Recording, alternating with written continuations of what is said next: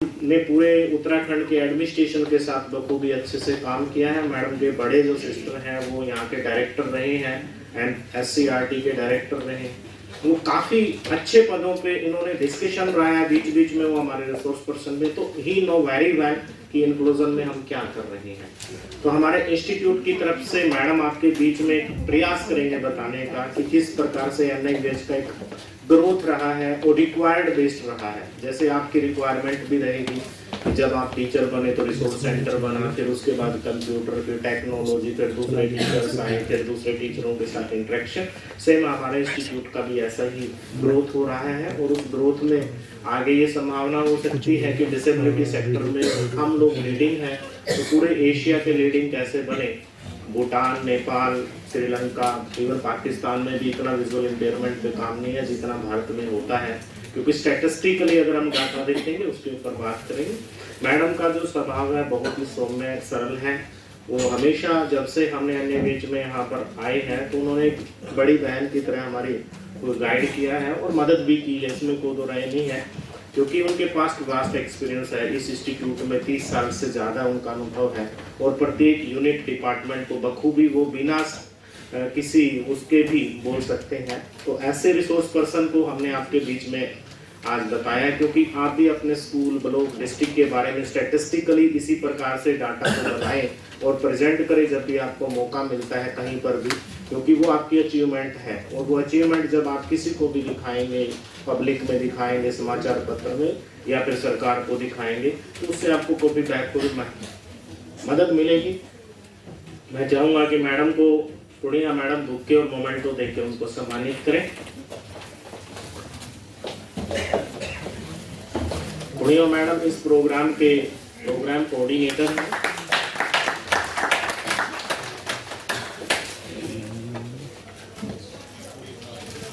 ज़्यादा विलंब न करते हुए आप सब मैडम, मैं आपको बताना चाहूँगा ये सभी मैडम कक्षा 1 से लेकर कक्षा 8 तक हरियाणा के सभी जिलों में काम करने वाले स्पेशल एजुकेटर्स हैं और इन्होंने एक नई क्रांति लेकर आए हैं उस स्टेट में कि पहले ये सर्व शिक्षा अभियान के तहत ही टीचर लगाए जाते थे, लेकिन उसके बाद 9 से 12 के टीचर्स भी आए। अब काफ़ी संख्या हरियाणा में है, लेकिन अभी जैसे कोर्ट्स के डिसीजन आ रहे हैं, कुछ और आ रहे हैं, they are very empowered madam, सभी वेल क्वालिफाइड हैं, सबके पास बहुत अच्छा अनुभव है। और हरियाणा में जो हम भारत के अंदर स्टैटिस्टिकल डाटा देखते हैं उसमें हरियाणा का CWSN एजुकेशन में जब डाइस की रिपोर्ट पढ़ते हैं तो काफ़ी अच्छा योगदान है।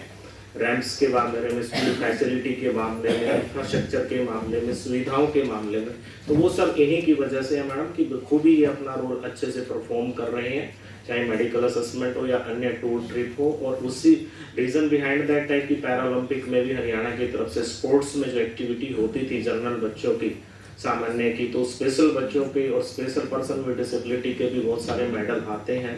माननीय हमारे जो प्रधानमंत्री जी ने उन्हें सम्मानित भी किया था, वो सारे डाटाज हैं। तो ये सभी इस प्रयास के लिए क्लैपिंग के हकदार हैं, तो हम इनके आप अपने लिए क्लैप कीजिए। मैं मंच पर अनुरोध करना चाहूँगा नीतू मैडम को अपना संबोधन दे। Thank you madam.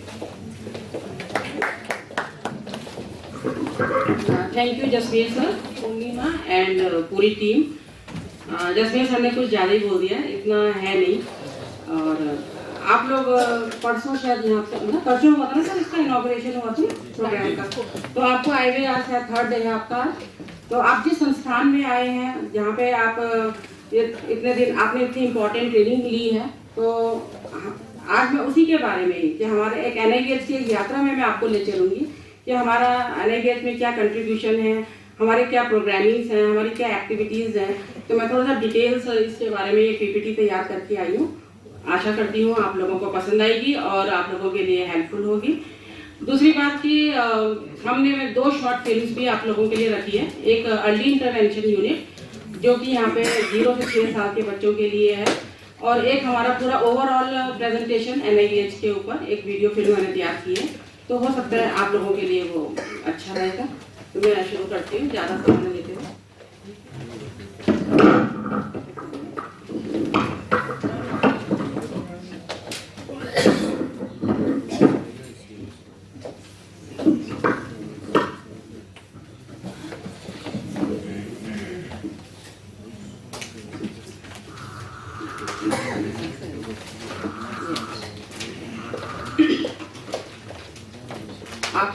Welcome national institute for the visually handicapped, जो कि अब हमारा रीनेम्ड होकर, जो हमारा पहला नाम था वो था national NIVH, national institute for visually handicapped, जिसको बदल के 2016 में मोदी जी ने, क्योंकि डिसेबल्ड वर्ड जो था वो हम नहीं यूज़ करते थे, उसकी जगह निफ्टेड आ गया था, तो तब उन्होंने एक दिव्यांगजन वर्ड दिया था कि इनको भी एक सम्मानित शब्द देना चाहिए। तब हमारा हुआ national institute for the empowerment of person with visual disabilities. तो वेलकम इन निफ्टेड। थोड़ा सा ब्रीफ बताना चाहूँगी। नेशनल इंस्टीट्यूट फॉर द जो हमारा निफ्टेड है, ये जो है डिपार्टमेंट ऑफ ये ministry of social justice and empowerment के अंतर्गत हमारा आता है, और DPWD गवर्नमेंट ऑफ इंडिया है, जो हम लोग ये इसमें हम लोगों का education, training, rehabilitation and empowerment of person with visual impairment, इस 1943 से ये जो है हम लोग कार्यरत हैं। ये संस्थान जो है 1943 से VI लोगों के लिए एजुकेशन, ट्रेनिंग, रिहैबिलिटेशन, एम्पावरमेंट के लिए कार्य कर रहा है। अब इसके जो अगर हम इसके चैप्टर्स की बात करें, इनके एस्टैब्लिशमेंट जो हमारे हैं वो है, पहला है रीजनल सेंटर चेन्नई, जो कि 1988 में इसका एस्टैब्लिशमेंट हुआ था। हम लोगों के एक चेन्नई है RC रीजनल सेंटर, और 3 हमारे CRCs हैं।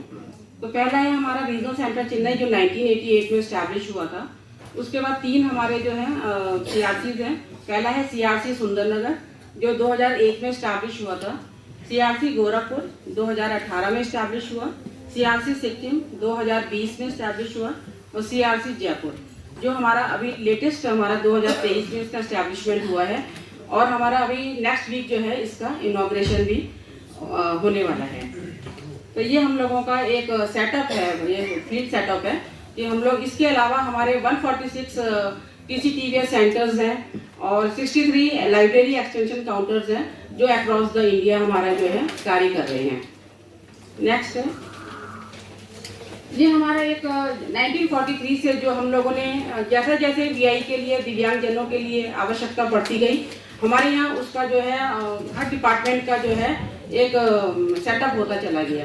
तो जैसे 1943 में हमारा saint Dunstan hostel for war blinded हम लोगों का स्टार्ट हुआ था, जो वर्ल्ड वार जो हमारा हुआ था, वर्ल्ड वॉर सेकेंड, तो उसमें 1950 में, तो उसमें जितने भी जो सैनिक हुए थे, सोल्जर्स जो हमारे थे, जो दृष्टिहीन हुए थे, तो उनके लिए पहले हम लोगों ने यहाँ पे एक सेंट डंस्टन हॉस्टल खोला था कि जितने भी वो युद्ध में जितने भी दृष्टिहीन व्यक्ति आएंगे, तो वो उसमें सेंट डंस्टन सरकार की तरफ से बनाया गया था कि वो यहाँ आके उनको रिहैबिलिटेट करेंगे। तो वहाँ से एक छोटा सा एक छात्रावास के रूप में हम लोगों का एक सेंट डंस्टन हॉस्टल शुरू हुआ था।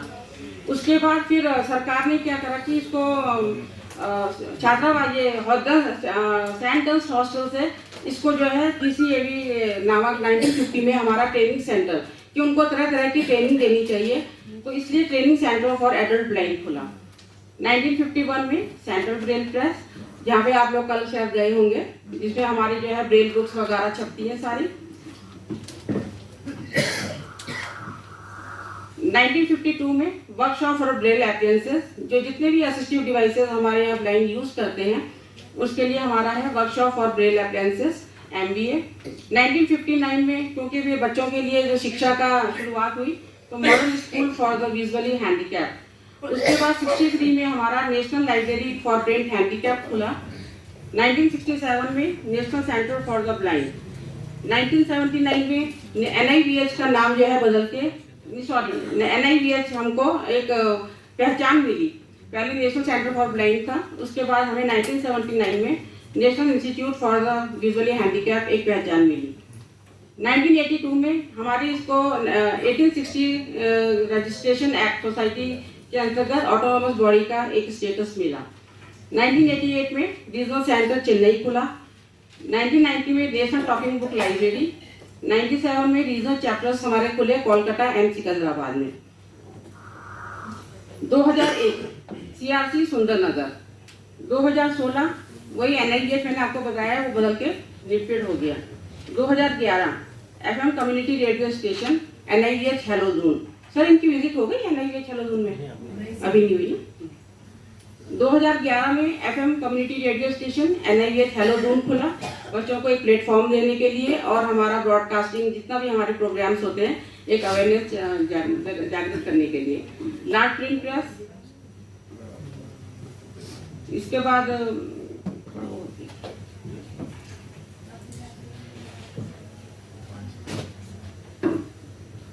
2012 में लार्ज प्रिंट प्रेस, 2020 में सीआरसी फेयर हमारा एक गोरखपुर में खुला है, 2020 दोबारा हमारा जो है सिक्किम में हुआ है, 2021 में जब कोरोना आया तो मेंटल हेल्थ हेल्पलाइन किरण खुली, 2021 में cross disability early intervention CDIC, 2022 में centre for low vision for I assessment के लिए, 2022 में Uttarakhand chapter national book trust, जो भी उनकी नेशनल बुक ट्रस्ट की जितनी भी बुक्स थी वो सारी एक्सेसिबल फॉर्मेट में होगी। इसके लिए हमारे यहाँ लर्निंग जोन इसकी तैयारियां चल रही हैं। 2023 में हमारे यहाँ ये जयपुर CRC में खुला है। हमारे जो इंस्टीट्यूट है उसके जो एम्स एंड ऑब्जेक्टिव है, ये बेसिकली 4 हमारे ऑब्जेक्टिव हैं इसके। पहला है HRD, to undertake human resource development. दूसरा है to conduct, promote and sponsor research in field of visual disability, research and development activities. तीसरा है designing, manufacturing, distributing, supplying and to promote their uses of their materials among person with visual of all age groups. इसमें हमारे सारे braille books का production और assistive devices का production आता है। To develop services related to disability and to undertake delivery system और these services. इनके अलावा अदर जो हमारी रिहेबिलिटेशन सर्विसेज हैं, जिसमें हम लोग क्लिनिकल कह सकते हैं, एटिक सर्विसेज कह सकते हैं, हमारा मॉडल स्कूल है, तो इसमें हमारा जो है ये सब मिला के हमारे बेसिकली 4 जो हमारे बेसिक ऑब्जेक्टिव हैं वो हैं HRD, R&D, तीसरा है manufacturing, distributing Braille appliances and Braille text books, और चौथा जो हम लोगों का है वो डिलीवरी सर्विस मॉडल्स तैयार करना।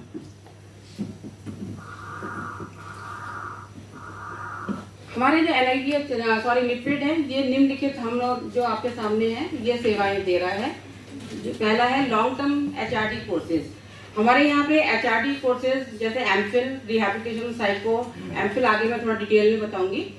दूसरा है MBR डिपार्टमेंट, जो हमारा एग्जामिनेशन सेल है, वो भी 146 अक्रॉस द कंट्री, जो कि RCI बेस्ड है और उनके ही बिहाफ पे ये जो है प्रोग्राम चला रहा है। Short term training and CRE programs, vocational and skill development training program, school education nursery to class, हमारे यहाँ जो 12 तक के बच्चे जो हैं यहाँ ब्लाइंड एंड लो विजन दोनों एजुकेशन प्राप्त कर रहे हैं। Awareness program at community level for different stakeholders, implementing braille press scheme of DPWD, early detection and intervention through early intervention centre, clinical referral and guidance and counselling, identification of jobs and job placement, distribution of aids and appliances under scheme। इसके अलावा extension counters for accessible library and sale of assistive devices, research and development and publications, disability assessment and certification camp. हमारा edit camps वगैरह जो लगते हैं जितने भी, जो हम बाहर जाते हैं डिस्ट्रिक्ट एडमिनिस्ट्रेशन की हेल्प से, तो उसमें हम वहाँ पे जो है डिसेबिलिटी असेसमेंट भी करते हैं उनका, और साथ में उनको मेडिकल सर्टिफिकेशन कैंप देते हैं with the help of CMO। Production, sale and distribution of reading material in accessible format. पहले जो NIPH जो था खाली ओनली ब्रेल में ही सारा वो देता था, लेकिन अब जो है हमारा जिसका जो है बिल्कुल वास्ट एरिया हम लोगों का हो गया है, इसमें अब हम लोग लार्ज भी देते हैं, प्रिंट भी देते हैं, EPUB में भी दे रहे हैं एंड ऑडियो में भी हम लोग प्रोवाइड करते हैं। Production, sale and distribution of braille aids and appliances. Sir MBA में होगी इनकी विजिट? होगी। तो वहाँ पे आप लोगों ने देखा होगा जितने भी हमारे ब्रेल स्लेट्स हैं, और 3 तरह की होती हैं, एजुकेशनल होता है, रिक्रिएशनल होता है, फोल्डिंग हमारे टेन्स वगैरह है, मोबिलिटी, सभी तरह के असिस्टिव डिवाइसेस तैयार किए जाते हैं। कम्युनिटी FM रेडियो हेलोजून produce and broadcast awareness program for PWD and general masses.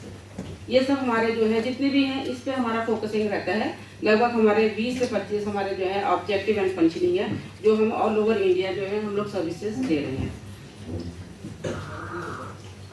अब मैं आपको थोड़ा डिटेल में बताना चाहूँगी हमारे HRD प्रोग्राम। 1984 से हम लोग जो है हमारा यहाँ पे जो है स्पेशल BEd में, डिप्लोमा में और special education BEd and DB में हम लोग 1984 से यहाँ पे HRD प्रोग्राम्स चला रहे हैं। आज अगर देखा जाए प्रेजेंटली तो हम लोग जो है MPhil इन रिहेबिलिटेशन साइकोलॉजी जो कि 2 साल का है। एमफिल इन क्लिनिकल साइकोलॉजी जो वो 2 years, MEd special education 2 years, MSc integrated applied psychology, ये हमारा जो है बीएससी और पूरा करके इसको हम पूरा 5 इयर्स का कर रखा है हम लोगों ने। पीएचडी इन रिहैबिलिटेशन साइकोलॉजी, ये भी 2 इयर्स का है। बीएड स्पेशल एजुकेशन, हम लोग जो है बीएड यहाँ पे दे रहे हैं स्पेशल एजुकेशन में, जो कि VI, TB, deaf blindness and multiple disabilities, तीनों स्पेशलिटीज पे हमारा चल रहा है। डीएड हमारा बीआई पे चल रहा है और डीबी पे चल रहा है। कम्युनिटी बेस्ड इंक्लूसिव डेवलपमेंट सीबीआईडी, ये अभी जसवीर सर ही इनके जो है संचालक हैं, यही चला रहे हैं, 6 मंथ का है और अभी तक हम लोगों ने, ये हमारा 2nd बैच है। इन्हीं सब प्रोग्राम से हमारे इस समय जो है प्रेजेंटली स्टूडेंट्स एनरोल जो है वो 464 हैं। इसी तरह हमारे इसके अलावा हमारे सीआरसी जो सुंदरनगर और गोरखपुर में भी है, उसमें भी हम लोग तरह तरह के प्रोग्राम चला रहे हैं। वहाँ पे हमारे 4 डिप्लोमा चल रहे हैं सुंदरनगर में, और गोरखपुर में भी हमारे जो है एमडी पे भी चल रहा है और वीआई पे भी चल रहा है, लेकिन वीआई पे इस साल अभी हमारी स्ट्रेंथ अभी एडमिशन्स नहीं हुए। चाइल्ड केयर गिवर का भी 1 ईयर का कोर्स चल रहा है। इसके अलावा हमारे जो अभी पीएचडी प्रोग्राम्स, ये भी हमारे आने वाले टाइम में शुरू हो जाएंगे। आजकल में मतलब सारी कॉरेस्पॉन्डेंस हमारी फॉर्मेलिटीज सब हो रही है, पाइपलाइन में है, तो अभी जल्दी हमारे यहाँ PhD program special education, rehabilitation and clinical psychology में भी स्टार्ट हो जाएंगे। इसके अलावा हमारा एक एनबीआर एग्जामिनेशन सेल है on the behalf of RCI. ये हमारे जो है एग्जाम्स कंडक्ट करवाता है, इवैल्यूएशन कराता है, सर्टिफिकेशन कराता है। 146 training centre of DEd diploma, VI and deaf blindness और अक्रॉस द कंट्री है। इसके भी संचालक हमारे जसवीर सर हैं, जो कि बखूबी इनकी टीम जो है ये कार्य को कर रही है। और पहले जो है एग्जामिनेशन का सारा काम जो होता है ऑफलाइन होता है, लेकिन आज की डेट में ऑनलाइन हो रहा है और खूब स्मूथली चल रहा है। इसके अलावा हमारे यहाँ जो है मॉडल स्कूल, जो सर्विस डिलीवरी की बात कर रहे थे, उसमें हमारा सबसे पहले आता है स्कूल एजुकेशन। हमारे यहाँ एक मॉडल स्कूल है जो कि रेजिडेंशियल स्पेशल स्कूल है, 1959 में यहाँ पे इस्टेब्लिश हुआ था। तो उसमें आज की डेट में हम अगर देखा जाए तो उसमें 250 स्टूडेंट्स एनरोल्ड हैं और उसमें सीबीएसई पैटर्न पे है। बच्चा आएगा प्री स्कूल में और पूरा क्लास 12 तक के जाता है। हम लोगों के यहाँ पे एक पैटर्न है, अगर बच्चा एक बार आ गया यहाँ पे एडमिशन ले लिया तो वो प्री स्कूल से लेकर 12 तक गोरा करेगा। उसके बाद वो वोकेशनल ट्रेनिंग कर सकता है। वोकेशनल ट्रेनिंग के बाद वो हमारे हायर एजुकेशन भी यहीं पे कर सकता है। तो एक पूरा उसका ओवरऑल जो अगर वो एचआरडी की तरफ जाना चाहता है तो पूरा एक फ्री एजुकेशन से लेकर हायर एजुकेशन तक पूरा एक एजुकेट होके जाता है हम लोगों का एनआईबीएच में। अब हम लोग यहाँ पे जो है फ्री एजुकेशन दे रहे हैं बच्चों को, boarding and lodging, uniforms, books and equipment, जितने भी असिस्टिव डिवाइस सब इनको जो है फ्री ऑफ कॉस्ट है, क्योंकि हमारा जो है डिपार्टमेंट ऑफ बीबीडब्ल्यूडी से हम लोगों का जो है सारा कुछ होता है और ministry of social justice empowerment के अंदर में आता है हमारा। तो सब हमारा जो है बच्चों को फ्री ऑफ कॉस्ट दिया जाता है। मॉडल स्कूल को अभी हमारा जो है सीबीएसई ओपन कैटेगरी में टॉप स्कूल इन इंडिया का रैंकिंग भी हासिल हुई है। तो ये हम लोगों के लिए काफ़ी गौरव की बात है। जो यहाँ का सीबीएसई का जो बोर्ड रिजल्ट रहता है वो 100% है। मतलब आप ये खुद देख सकते हैं कि सीबीएसई बोर्ड रिजल्ट में इस साल के जो हमारे टॉपर्स हैं सब लोगों ने जो है ये हमारे 12th CBSE and 10th CBSE toppers की बात देखो तो इसमें सबने जो है मोर देन 90% देखिए अब 12th में सभी बच्चों ने जो है मोर देन 80% आए हैं। अगर उसमें 22 बच्चों ने अपियर किया है तो सबके मोर देन 80 आए हैं। तो हम लोगों का जो वहाँ का बच्चों का जो रिजल्ट होता है 100% रहता है और डिस्टिंक्शंस भी लेते हैं और बहुत अच्छा मतलब अचीवमेंट ले रहे हैं बच्चे लोग। अब बात करें स्किलिंग प्रोग्राम्स की, तो हमारे यहाँ 1950 से जो है ये हम लोग स्किल डेवलपमेंट पे भी कार्य कर रहे हैं। हमारे जो कोर्सेज होते हैं वो NCVTE से एफिलेटेड होते हैं। हम लोग जो ऑफर कर रहे हैं उनकी जो ड्यूरेशन होती है वो 3 मंथ से लेकर 1 ईयर तक होती है। इसमें हम लोगों के बहुत सारे प्रोग्राम्स हैं और इसमें क्या होता है कि इलिटरेट से लेकर और उसका जो लिटरेसी लेवल है एज पर देयर उसका एजुकेशन लेवल, यहाँ पे हर तरह के प्रोग्राम चलाए जाते हैं, जैसे computer operator and programming assistant, training course in Braille stenography and secretarial assistant, certificate course in clerical assistant LDC executive secretaryship, stenographer, music, reflexology, mushroom Grover and nursery worker. ये हम लोगों ने अभी थोड़े देर 3 साल पहले ही हम लोगों ने इस प्रोग्राम को शुरू किया था। मशरूम ग्रोवर काफ़ी डिमांड आई थी। और इसके बाद एडजस्टमेंट स्किल। जब न्यूली ब्लाइंड पर्सन होता है तो उसको जो है वो एकदम से जब ब्लाइंड होता है तो उसको बहुत प्रॉब्लम्स आती है अपने जनरल मासेस के साथ, क्योंकि वो उसको अडॉप्ट नहीं कर पाता। तो उसके लिए हम लोग यहाँ पे एडजस्टमेंट ट्रेनिंग देते हैं, जिसमें वो 3 महीने की होती है, जो कि इनिशियल स्टेज पे होती है। उसके बाद वो अपनी उसमें ले सकता है, ये कंप्यूटर ट्रेनिंग वगैरह में भाग ले सकता है, लेकिन उससे पहले हम उसको न्यूली ब्लाइंडेड खाली this is applicable for newly blind कि हम उसको एडजस्टमेंट ट्रेनिंग देते हैं। वो 3 मंथ्स की है, जिसमें हम उनको ब्रेल सिखाते हैं और मोबिलिटी वगैरह सिखाते हैं, और नॉर्मल उसको जो है एडजस्टमेंट इन्वायरमेंट के साथ वो अच्छे से एडजस्टमेंट कर सके, लोगों के साथ कोप अप कर सके। फिर उसको एक इनिशियल स्टेज पे हम लोग जो है 3 मंथ्स की उसको एडजस्टमेंट ट्रेनिंग देते हैं। इसके अलावा short term program NCRE awareness program institute करवाता है, जिसमें professional development and capacity building courses हमारे हैं, जो कि CRE program for special educators and rehabilitation professionals के लिए होते हैं, non CRE program for teachers and principals and other stakeholders, SSA program जो कि हम आसाम, हिमाचल इन्हीं सब स्टेट्स के साथ मिलकर कर रहे हैं, और program in collaboration with CBSE teachers के केंद्रीय विद्यालय और आर्मी वेलफेयर सोसाइटी एजुकेशन, कई सारी एनजीओ के साथ मिलके भी हम लोग जो है इस तरह के उनके कोलैबोरेशन से हम लोग कई प्रोग्राम्स शॉर्ट टर्म भी करते हैं। इसके अलावा नेक्स्ट है रिहैबिलिटेशन एंड क्लिनिकल सर्विसेज। 1983 से हम लोगों के यहाँ जो है साइकोलॉजी सर्विसेज वो सेंटर बेस्ड और जो है बाहर एक्सटेंशन सर्विस के थ्रू हम लोग जो है देते हैं। इसके अंतर्गत हम लोग गाइडेंस एंड काउंसलिंग देते हैं, लेकिन कोई केस होता है जो कि एनआईवीएच में नहीं है, क्योंकि एनआईवीएच में सिर्फ एक रिहैबिलिटेशन पार्ट है, मेडिकल पार्ट नहीं है। अगर यहाँ पे ब्लाइंड होकर कोई आता है तो उसका पूरा रिहैबिलिटेशन है, एजुकेशन से लेकर वोकेशनल ट्रेनिंग से लेकर उसका हायर एजुकेशन तक। लेकिन अगर कोई ऐसा आता है जिसको मेडिकल रेफरल सर्विसेज चाहिए तो हम लोग उनको जो है रेफरल कर देते हैं। सपोज कोई एक दूसरी डिसेबिलिटी का आया है तो हम लोग जो है अदर उसको एनआईज में या अदर कई एनजीओ में नियर बाय हम उनको रेफरल सर्विसेज देते हैं।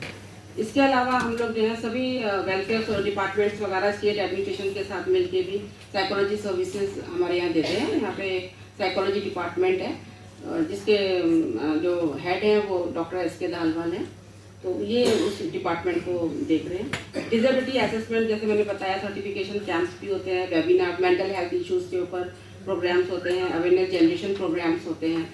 तो ये सारा प्रोग्राम जो है ये हमारे रिहैबिलिटेशन एक वास्ट हम लोगों का एक दायरा है, जिसमें कि हम लोग जो है हर तरह के एक्टिविटीज़ उसमें इन्वॉल्वमेंट रहती है।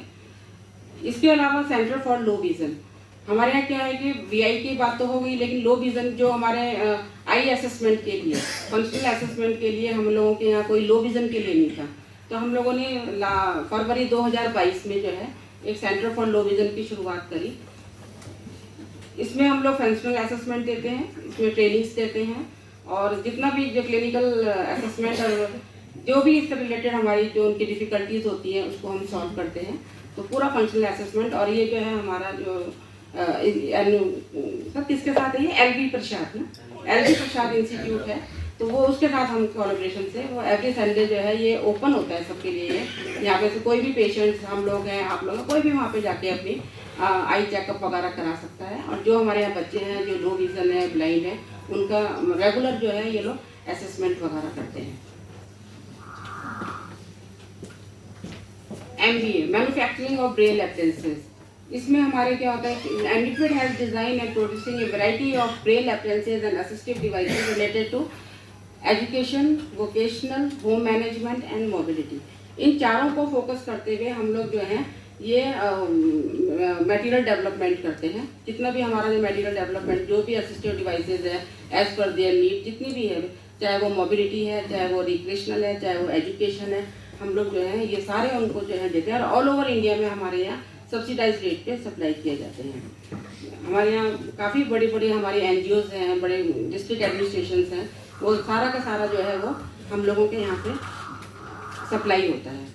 तो ये जो है हमारे कुछ हैं, इंटरपॉइंट ब्रेल हमारे यहाँ बनती है, स्टाइलस बनते हैं, एबिकस है, टेलर फ्रेम है, ज्योमेट्री किट है, साइंस किट है, प्री स्कूल एजुकेशन किट है, accessible visiting, tactile diagram set वगैरह, टीचिंग मैथ्स का सारा, नीडल थ्रेड और मीजरिंग टेप, आउटडोर इंडोर सारे गेम्स आपको मिलेंगे, चेस है, प्लेइंग कार्ड्स है, पजल्स है। और अभी लेटेस्ट हम लोगों ने इंटरनेशनल ऑडिबल क्रिकेट बॉल का भी इन्वेंशन किया था। और एडेप्टेशन ऑफ टैक्टाइल ट्विस्ट ये हमारा जो है लेटेस्ट अभी अचीवमेंट है। ये हमने इनोवेट करके इसको बनाया था। जो टैक्टाइल ट्विस्ट और रूबिक क्यूब होता है, ये जो है इसी को हम लोगों ने ब्लाइंड बच्चों के लिए इसको तैयार किया है। इसके बाद currency identifier and signature guide, जिससे कि कोई भी वीआई है उसको कहीं भी वो जाता है तो वो उसमें आसानी से उसको कर सके, साइन वगैरह कर सके, और करेंसी को जो है अच्छे से अपने ट्रांसपेरेंसी के साथ जो है वो उसको मतलब गिन सके। प्री स्कूल एजुकेशन किट है, इसमें जो है सारे हम लोगों ने खिलौने, टॉयज़ वगैरह और एक पूरी प्री स्कूल किट तैयार की है। ये हमारे यहाँ जो हमारे डायरेक्टर सर हैं उन्होंने इस प्रोजेक्ट के ऊपर काम किया था, और तो मिनिस्ट्री की इंस्ट्रक्शंस थी कि एक ऐसी प्री स्कूल किट बनाई जाए जिसमें एजुकेशनल भी हो, बच्चे के लिए रिक्रिएशनल भी हो, और ये जो है इसको एक प्री स्कूल किट का नाम दिया था। और ये जो किट है ये हमारी सेक्रेटरी एंड जॉइंट सेक्रेटरी जो ministry of social justice and empowerment में है, उन्होंने इसको अप्रूव किया है, और उन्होंने इंस्ट्रक्शन दी है कि आगे से जब भी आपके एडिट कैंप्स होंगे कहीं भी, तो हर बच्चे को जो है ये प्री स्कूल एजुकेशन किट को प्रोवाइड की जानी है। इसके अलावा हमारे यहाँ टॉकिंग बुक स्टूडियो है, जिसमें कि हमारा रेडियो प्रोग्राम्स वगैरह सब होते हैं। वहाँ पे जो ऑडियो बुक्स तैयार की जाती हैं जो कि डेजी फॉर्मेट में की जाती हैं। इसके अलावा ऑडियो मैगजीन्स निकलती है हमारी मंथली एंड बाई मंथली, और रीडर्स को देने के लिए सारे ऑल ओवर इंडिया हमारे रीडर्स हैं उनको सप्लाई की जाती है। नई न्यू टेक्नोलॉजीज़ के साथ हम लोग एक्सेसिबल बुक्स बना रहे हैं, accessible audio and video material तैयार कर रहे हैं, और इसके अलावा हमारा साइन लैंग्वेज के साथ जो भी हम लोगों का मिनिस्ट्री से या किसी की एनजीओ से या कहीं से भी हमारे प्रोग्राम्स का कुछ आता है, तो हम लोग जो है उसको साइन लैंग्वेज के साथ उसको एक्सेसिबल फॉर्मेट में, जिसके कि क्रॉस डिजेबिलिटी के उसको जो है वो किया जा सके। इसके अलावा हमारा कम्युनिटी एफएम रेडियो स्टेशन है जो कि प्रमोट कर रहा है एजुकेशन और एम्पावरमेंट ऑफ दिव्यांगजन के लिए। इसके अलावा हमारे यहाँ एक नेशनल एक्सेसिबल लाइब्रेरी है, जिसमें हम लोगों के कई सारे उसमें सेक्शंस हैं। ब्रेल सेक्शन है, प्रिंट लाइब्रेरी है, लार्ज प्रिंट लाइब्रेरी है, डिजिटल लाइब्रेरी है, लाइब्रेरी एक्सटेंशन काउंटर्स है, और ऑनलाइन ब्रेल सुगम्य पुस्तकालय है। Braille library, print library, large print library तो डिजिटल तो ये हम लोगों के NIH में है, लेकिन दूर दराज जो राज्य हैं हमारे जहाँ पे रिमोट एरियाज है, वहाँ पे क्या होता था कि ब्रेल बुक्स नहीं पहुँच पाती थी। जैसे बच्चे को चाहिए, उसके एग्ज़ाम्स हैं, हम लोगों ने उसको सप्लाई करी, थोड़ा लेट पहुँची, उसके एग्ज़ाम्स पास आ गए लेकिन उसको बुक्स नहीं पहुँची। तो इन सबको चीज़ों को देखते हुए हम लोगों ने फिर सोचा कि हर NGO में जो आसपास, आप लोग भी कहीं NGO में काम कर रहे होंगे, कहीं होंगे, तो अगर आप लोगों का कोई लाइब्रेरी एक्सटेंशन काउंटर्स अगर वहाँ पे खोलने का होगा तो आप लोगों हम लोग को अप्रोच कर सकते हैं। तो हम लोग एक लाइब्रेरी एक्सटेंशन काउंटर में उसमें हम आप लोगों को फाइनेंशियल वो देते हैं, एक सपोर्ट करते हैं, और साथ में ही ब्रेल और लार्ज प्रिंट दोनों बुक्स हम लोग और ऑडियो में तीनों फॉर्मेट में हम लोग जो है इसको प्रोवाइड करते हैं। तो ये हम लोगों के यहाँ 63 एक्सटेंशन काउंटर जो है हम लोगों के ऑल ओवर इंडिया में इस समय हम लोग, जिनको NIBF के कोलैबोरेशन के साथ ये लोग सब मिलके जो है हम लोग बुक्स प्रोवाइड कर रहे हैं। हमारे आज की अगर हमें एक स्टैटिस्टिक्स देखी जाए तो हमारी ब्रेल लाइब्रेरी में जो है इस समय 1,58,000 जो है हमारे लगभग जो है ब्रेल वॉल्यूम हैं। 20,000 के लगभग हमारी जो है प्रिंट बुक्स हैं, और ऑडियो टाइटल्स जो हम लोगों ने तैयार करे हुए हैं वो हमारे 7,000 हैं। ब्रेल लाइब्रेरी में जो हमारे मेंबर्स हैं, जिनको हम मेंबर सर्व कर रहे हैं, वो 13,000 हैं। प्रिंट लाइब्रेरी क्योंकि टेम्परेरी रीडर्स हैं, इसमें हमारे स्पेशल एजुकेशन के, हमारे मॉडल स्कूल के हमारे सारे बच्चे वहाँ पे आते हैं, पढ़ते हैं, तो वो टेम्परेरी होते हैं, आते हैं, लेकिन एज ऑन एवरेज जो है 3,000 बच्चे जो है हर साल हमारे यहाँ जो है प्रिंट लाइब्रेरी के द्वारा ये जो है ये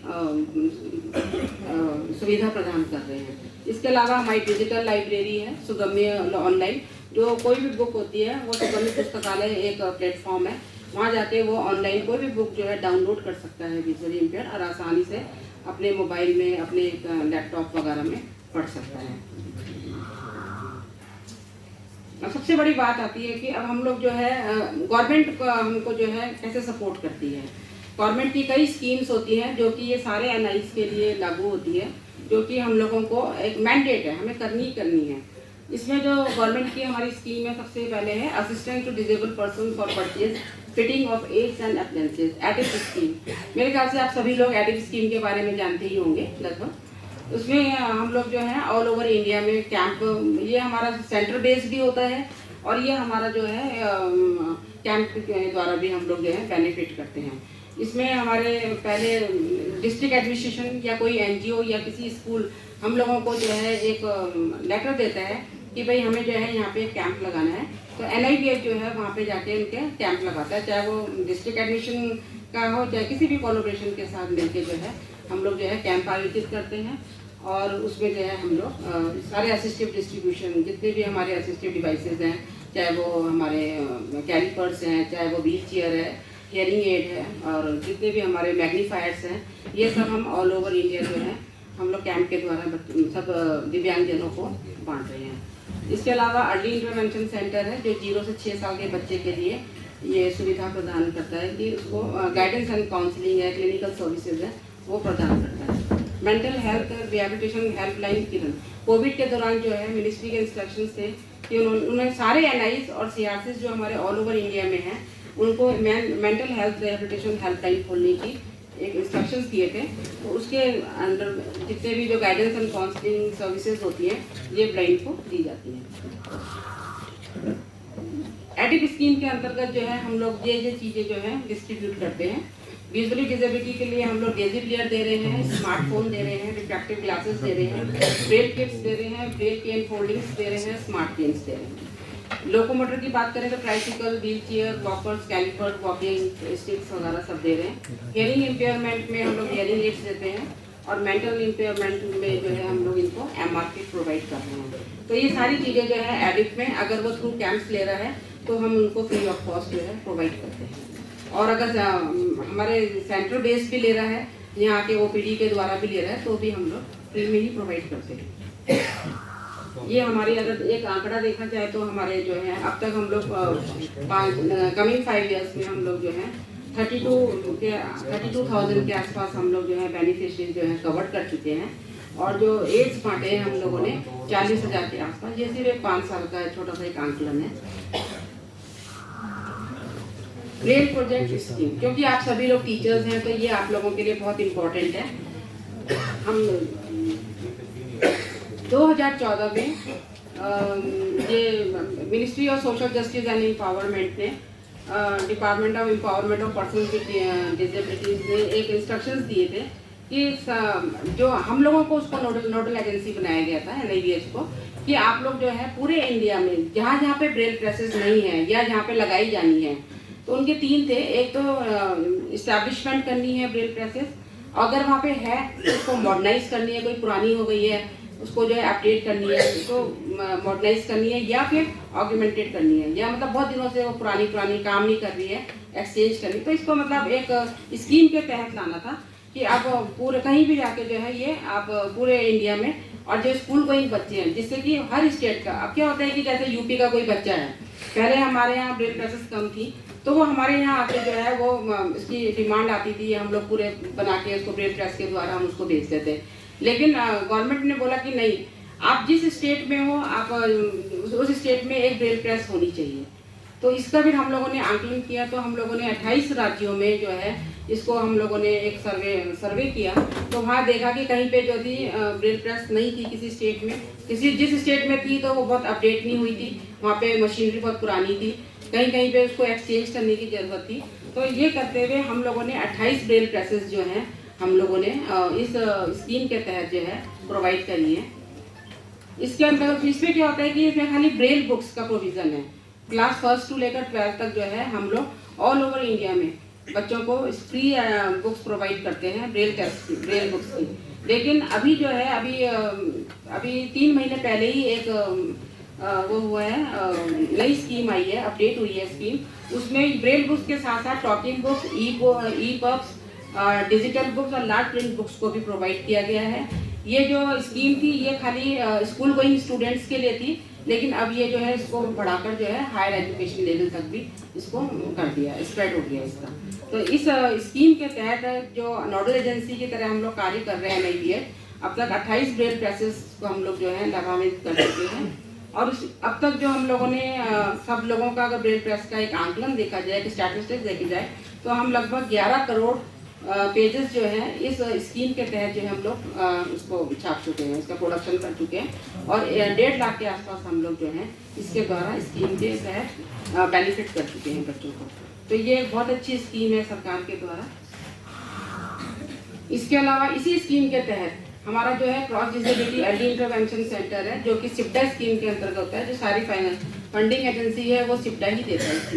इसमें 0 से 6 ईयर्स के बच्चे को जो है, जो स्कूल जाने से पहले अगर उसमें कोई साइकोलॉजिकल प्रॉब्लम है, उसमें कोई काउंसलिंग की उसको ज़रूरत है या उसका डिले डेवलपमेंट है, तो उसके लिए गवर्नमेंट का एक वो हुई थी कि जितने भी NIs हैं और CRCs हैं वो एक अर्ली इंटरवेंशन सेंटर खोलें और उस इंटरवेंशन सेंटर में जो है इन बच्चों को ये सुविधाएं दी। सर आपने इनका वहाँ पे हो रहा है, इनका विजिट आज विजिट है, तो आप लोग वहाँ जाएंगे। बहुत खूबसूरत हम लोगों ने अर्ली इंटरवेंशन सेंटर खोला हुआ है, जिसमें ये सर्विसेज हम 0 से 6 ईयर्स के बच्चों को देते हैं। उसमें ऑक्यूपेशनल थेरेपी है, आप लोग प्रैक्टिकली देखेंगे, पेट थेरेपी है, hearing speech and language therapy है, कॉग्निटिव स्किल ट्रेनिंग है, training for daily living skills है, behaviour modification and counselling, family education, family को भी बुलाते हैं हम लोग, क्योंकि बच्चा जो होता है सबसे पहले अपने फैमिली में ही रहता है। अगर मदर को ट्रेनिंग दी जाए या उसके फादर को ट्रेनिंग दी जाए, फैमिली में किसी मेंबर को ट्रेनिंग दी जाए, तो वो बच्चों को जल्दी से जल्दी उसके जल्दी सीख पाता है बच्चा। तो हम लोग फैमिली को भी ट्रेनिंग देते हैं इसमें। Referral services given to children with special need for their IQ assessment and cochlear implant. Physiotherapy है, प्ले थेरेपी है, special education, multi sensory stimulation. आप वहाँ जाएंगे, प्रैक्टिकली आप इसको देखेगा। बहुत बढ़िया ये एक सेंटर खुला है। अब हमारा जो सेकंड हमारा जो ऑब्जेक्टिव है रिसर्च एंड डेवलपमेंट, ये मैं आपको दिखा रही हूँ कि इसमें हमारे 19 मतलब आखिरी जो हमारे 5 साल है, लास्ट 5 ईयर्स में हम लोगों ने यहाँ पे कई तरह के R&D प्रोजेक्ट्स के अंतर्गत प्रोजेक्ट्स किए हैं, जो कि हमारे इस तरह हम उसमें हमारे में टैक्टाइल मैप बनाए हैं हम लोगों ने, virtual auditory nest for independence वानी बनाया है, बच्चों के लिए हम लोगों ने टैक्टाइल ऑडियो और विजुअल छूट है, उसमें ब्रेल योगा के ऊपर एक बुक बनाई है, एक्सेसिबल पोलिंग बूथ बनाया है, ब्रेल साइनेजेस बनाए हैं हम लोगों ने, नेम प्लेट्स एंड डेटर वगैरह। और ये सब हमारे जो हैं ये सारे हम लोगों के हैं एक भारतीय ब्रेल, जिसमें कि पहले क्या होता था कि हमारी जो ब्रेल है वो सिर्फ एक हिंदी और इंग्लिश कोड पर ही आधारित थी, लेकिन अब जो है ये हम लोगों की आज की डेट में 20 इसमें जो है रीजनल लैंग्वेजेस ऐड हो गई हैं। तो अब धीरे धीरे वो मैनुअल बन रहे हैं हम लोगों के। तो पहले जो ये 2 लैंग्वेज तक सीमित था, आज की डेट में वो 20 लैंग्वेज जो है हम लोग, और भी असमी है, हिंदी है, गुजराती है, कन्नड़ है, तमिल है, हम लोग 20 लैंग्वेज पे हम लोगों ने इसको तैयार कर दिया है। टाइम पे टैक्टाइल अभी असिस्टिव डिवाइसेस भी तैयार होते रहते हैं। तो ये हम लोगों के कुछ रिसर्च R&D डेवलपमेंट प्रोजेक्ट्स हैं, इनिशिएटिव हैं जो पूरे हुए हैं। कन्वर्जेंस, ये हम लोगों के जो एक संस्था है, कोई भी संस्थान अकेले कोई कार्य नहीं कर सकता जब तक उसका अदर किसी NGO से या यूनिवर्सिटी से उसका टाई अप ना हो। तो हम लोगों ने टाइम पे जो है हम लोगों के कोलैबोरेशन के साथ मिलकर ये ऑल लीडिंग हमारी NGOs हमारे संग काम कर रही हैं, स्टेट गवर्नमेंट्स काम कर रहे हैं हमारे यहाँ, विजिबिलिटी सेक्टर्स हम लोगों के साथ जुड़े हुए हैं, CBSE, SSA, army school, KVS, CRP, ITBP, जो भी हम लोगों का कोई भी केस होता है, यहाँ पे ब्लाइंड केस होता है, वो हमारे यहाँ काउंसलिंग के लिए आते हैं। कई हम लोगों के यहाँ एम्स हो गया, हॉस्पिटल्स हो गए, और नेशनल बुक ट्रस्ट है, डेजी फॉरम, DFI है, ये हम लोगों के साथ सबका कोलैबोरेशन है, हम लोगों का कन्वर्जेंस है, जो कि हम लोगों की संस्था के साथ मिलकर कार्य कर रहे हैं।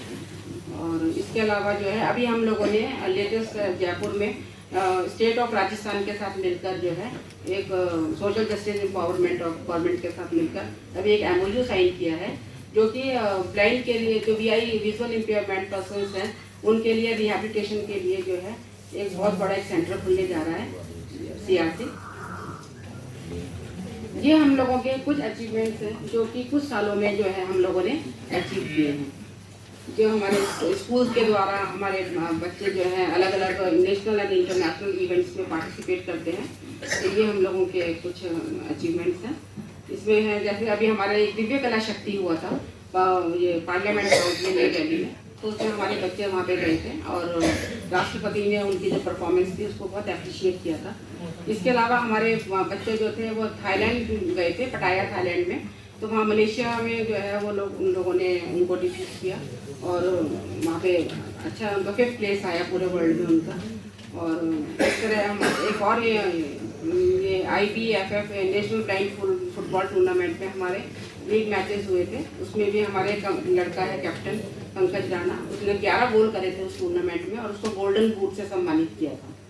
इसके अलावा जो हमारे ब्रेल प्रेस में आप गए होंगे तो हम लोगों का इलेक्शन कमीशन के साथ भी एक टाई अप है, जिसमें हम उनको जो है डमी बैलेट पेपर बना के देते हैं, जो कि जैसे आप लोग जो है जब वोट डालने जाते हैं तो आप लोगों को तो पता है भाई यहाँ पे देना है, लेकिन ब्लाइंड क्या होता था, पहले किसी का सपोर्ट के साथ जाता था और वो बोलता था भाई इसमें जो तीसरे वर्ग क्या पहले पढ़ के सुना दो, फिर वो तीसरे में निशान लगा दो, तो कोई ट्रांसपेरेंसी नहीं रहती थी। वही वो गया अपने, उनको भी पता चल गया कि जो है इसने इसको वोट दिया। तो उसके लिए 2009 में हमारे संग इलेक्शन पार्टनर जो इलेक्शन कमीशन है उनके साथ हमको पार्टनर बने और हम लोगों ने उनको जो है डमी बैलेट पेपर, जैसे कि अगर ये जो क्या बोलते हैं ईवीएम मशीन होती है, तो उसमें एक तरफ आपने देखा होगा, अगर आप लोगों ने कभी डिसेबल्ड बूथ देखा है तो उसमें एक तरफ तो पूरे कैंडिडेट के जो खड़े हो रहे हैं उनके नाम होते हैं, लेकिन वहीं पे पैरेलल उसके एक ब्रेल शीट लग जाती है, उसमें जो है पूरा उसका नाम होगा उसका। अब क्योंकि वो ब्लाइंड है तो उसमें कमल अगर उसका निशान है तो कमल को वो नहीं कर सकता, नहीं टच कर सकता कि अरे कमल है या गाड़ी है, तो उसके लिए हम लोग क्या करते हैं कि वहाँ खाली उसको ब्रेल में लिख देते हैं कमल उनका निशान, तो वो जो है वो पूरा उसको ब्रेल में जो है उसको हम डमी बना के देते हैं, तो जो जिससे कि उसकी ट्रांसपेरेंसी रहे और वो बिना किसी सपोर्ट के जो है अपना वोट को दे सके। तो ये हमारा जो है 2009 से शुरू हुआ था इलेक्शन कमीशन के साथ और आज तक हम लोग जो है ये हर टाइम टू टाइम जितने भी जनरल इलेक्शंस होते हैं, बिहार, हरियाणा, हिमाचल प्रदेश, उत्तराखंड, उत्तर प्रदेश लोकसभा इलेक्शन में हम लोग जो है उनको डमी बैलेट पेपर दे रहे हैं। इस साल हम लोगों ने, पिछले साल हम लोगों ने जो 2020 में इलेक्शंस हुए थे उनको डबल बना के देते हैं एपिक कार्ड, उनको जैसे हम लोगों का ब्रेल वो होता है ना आइडेंटिटी कार्ड होता है उसमें इलेक्शन का, तो ऐसे ही हम लोगों ने उनके लिए भी ब्लाइंड के लिए भी डिस्कवर किया था और इनोवेट करके उनको डिज़ाइन करके इस साल हम लोगों ने जिन जिनकी डिमांड आई थी स्टेट से उनको हमने epic card, Braille epic card भी बना के दिए। इसके अलावा लाल बहादुर शास्त्री मसूरी एकेडमी में आप जाएंगे तो वहाँ सारे एक्सेसिबल वो बने हुए हैं साइनेजेस, जैसे कि अगर हम लोग किसी के भी यहाँ जाते हैं, जैसे अब यहाँ पे ही है, सपोज ये बोर्ड लगे हुए हैं, सबके डायरेक्टर्स के नाम लगे हुए हैं, तो ब्लाइंड हम लोग पढ़ रहे हैं, लेकिन अगर ब्लाइंड जाता है तो वो नहीं पढ़ पाता, तो उसकी एक्सेसिबिलिटी के लिए मसूरी IAS अकेडमी ने हम लोगों को बुलाया और हम लोगों के यहाँ से जो है टीम गई, उन्होंने सारे जो है वो उनको एक्सेसिबल बना के दिए, तो वो जो है कोई भी ब्लाइंड अगर IAS अकेडमी या कहीं भी कोई जाता है फॉर डिजेबल्ड पर्सन तो वो टच करके उसको जो है पूरा उसका पढ़ सकता है कि मैं किस रूम में हूँ, क्या हूँ, पूरे इंडिकेशन लो विज़न के लिए भी उन्होंने लाल बहादुर शास्त्री एकेडमी IAS जो है वो पूरा एक्सेसिबल जो है वहाँ पे हम लोगों ने ही उसको पूरा तैयार किया है। इसके अलावा name plate, sign board, table boards, wooden letter, badges, signage, ये टाइम टू टाइम हम लोग जो है QR कोड्स पे बनाते रहते हैं। इसके अलावा हम लोगों ने स्किल डेवलपमेंट ट्रेनिंग प्रोग्राम में हम लोगों का एक डेयरी फार्मर, क्योंकि अभी तक क्या होता है डेयरी फार्मर की फील्ड VI के लिए एक नहीं था, इसमें मतलब VI जो है दूध निकालना उसका ये डेयरी फार्म का पूरा काम करना नहीं था, लेकिन हम लोगों ने पिछले 2 सालों में एक नया कोर्स भी उनके लिए किया है जिसमें डेयरी फार्मर उनको जो है पूरी ट्रेनिंग दी जाती है और ये हमारा नेटवर्क में बहुत अच्छा सक्सेसफुल भी रहा। मशरूम यूनिट, ये जो है हम लोगों ने, ये हमारा क्या है कि जितने भी जो गवर्नमेंट है उनके इंस्ट्रक्शंस हैं कि VI के जो आपके पर्टिकुलर कोर्स हैं उससे और आगे जाया जाए, जिससे कि वो मार्केट में जाके अपना इंडिपेंडेंटली अपना सेल्फ एम्प्लॉयमेंट के उसको देखते हुए कुछ ऐसे कोर्सेज करो जो कि VI के लिए फ़ायदा करे। तो उसके लिए हम लोगों ने मशरूम यूनिट का कोर्स जो है इन लोगों के लिए शुरू किया था, जो कि गवर्नमेंट की national skill government qualification framework में उसका नाम शामिल है। डमी बैलेट पेपर दोबारा हमने 2020 में बनाए। हमने कई एक्सेसिबल वीडियोस जो हैं हम लोगों ने ब्लाइंड के लिए, सबके लिए क्रॉस डिसेबिलिटी को देखते हुए ब्रेल साइनेजेस ब्रेल में एंड साइन लैंग्वेजेस में बनाए और उसको एक वीडियो हम लोगों का जो इतना शेयर मतलब काफ़ी पॉपुलर हुआ था और उनको जो है ऑनरेबल प्राइम मिनिस्टर ने कोविड के टाइम पे उनको हमारे साथ पूरा वीडियो को उसको शेयर भी किया। इसके अलावा हम लोगों ने एक डायरेक्टरी भी तैयार करी है जिसमें हमारे पूरे ऑल ओवर इंडिया में कितने हमारे स्कूल्स हैं सब हैं ये है। और स्पेशल स्कूल्स में कितने कोई भी जो एजुकेशन है उसकी क्वालिटी को कैसे इम्प्रूव किया जाए उसके लिए हम लोगों ने एक बुक निकाली है, quality parameters and indicators for special school. और विवेकानंद नेत्रालय जैसे कि मैंने आपको बताया, सेंटर फॉर लो विजन, हम लोगों के साथ मिलकर उनका सेटअप हुआ है, फंक्शनल असेसमेंट करता है। इनका बहुत बड़ा हम लोगों का इनका कोलैबोरेशन है हमारे साथ। ये हमारे कुछ इम्पोर्टेंट यूनिवर्सिटीज़ हैं, Netaji Subhash Chandra open university Kolkata, Rajarshi Tandon open university, IITE Gandhinagar Gujarat education, जो कि हम लोग उनको साथ मिलके जो है जो वहाँ पे बच्चे हैं जो जनरल यूनिवर्सिटी में से हैं उनको अगर ब्रेल का कोई बुक्स चाहिए होती है, लार्ज कोई लो विजन बच्चा है लार्ज, तो हम लोगों ने उनके साथ यूनिवर्सिटीज़ के साथ टाई अप किया हुआ है। तो हम उनको यहाँ से एक्सेसिबल फॉर्मेट में सारे ऑल ओवर यूनिवर्सिटी इंडिया में हम लोग उनको प्रोवाइड कर रहे हैं। CBID का हम लोगों ने कोर्स स्टार्ट किया। पहली बार जो है 2021 में दिव्यांग जनों के लिए एक नेशनल फैशन वीक बनाया गया था, जो कि पहली बार ही हुआ था, जिससे कि टेक्सटाइल और उनमें जितने भी हम लोगों का इंडस्ट्रियल एरिया है उसको भी कवर किया जा सके। हमारे यहाँ ग्लोबल IT चैलेंज होता है, उसमें हमारे यहाँ 3 बच्चों ने अब तक अवार्ड प्राप्त कर लिया है। ई कमेटी हमारा जो सुप्रीम कोर्ट ऑफ इंडिया ने हम लोगों के साथ मिलकर एक IIPA न्यू दिल्ली में एक प्रोग्राम रखा था, जो कि judicial officers and court staff वालों के लिए था, जो ब्लाइंड है वहाँ पे उनके लिए एक ट्रेनिंग मॉड्यूल तैयार किया जाए supreme court of India ministry के डायरेक्शन से, कि e committee supreme court of India और निपिट जो है एक ऐसा क्यूरिकुलम तैयार करे 6 मंथ 2 मंथ्स का 1 मंथ का शॉर्ट टर्म, जिससे कि हमारे जो कोर्ट स्टाफ में जो हमारे ब्लाइंड हैं ये हैं तो वो लोग भी जो है एक उनको भी ट्रेनिंग दी जा सके। तो अब तक हम लोग जो है उनके साथ मिलके 200 हम लोग visually judicial officer and court staff को हम लोग अब तक ट्रेन कर चुके हैं। इसके अलावा मेरी बात, हमारे यहाँ क्या होता है कि रेडियो प्रोग्राम है, तो बच्चों को भी हम लोग एक प्लेटफॉर्म दे रहे हैं जो रेडियो इंडस्ट्री में आए और अपनी परफॉर्मेंस को, अपनी जो अंदर की जो उनकी पोटेंशियल है उनको आगे ला सके। इसके लिए हम लोगों ने उनके लिए अतिथि, उनको रेडियो में भी उनको हम लोग पार्टिसिपेशन उनका रहता है।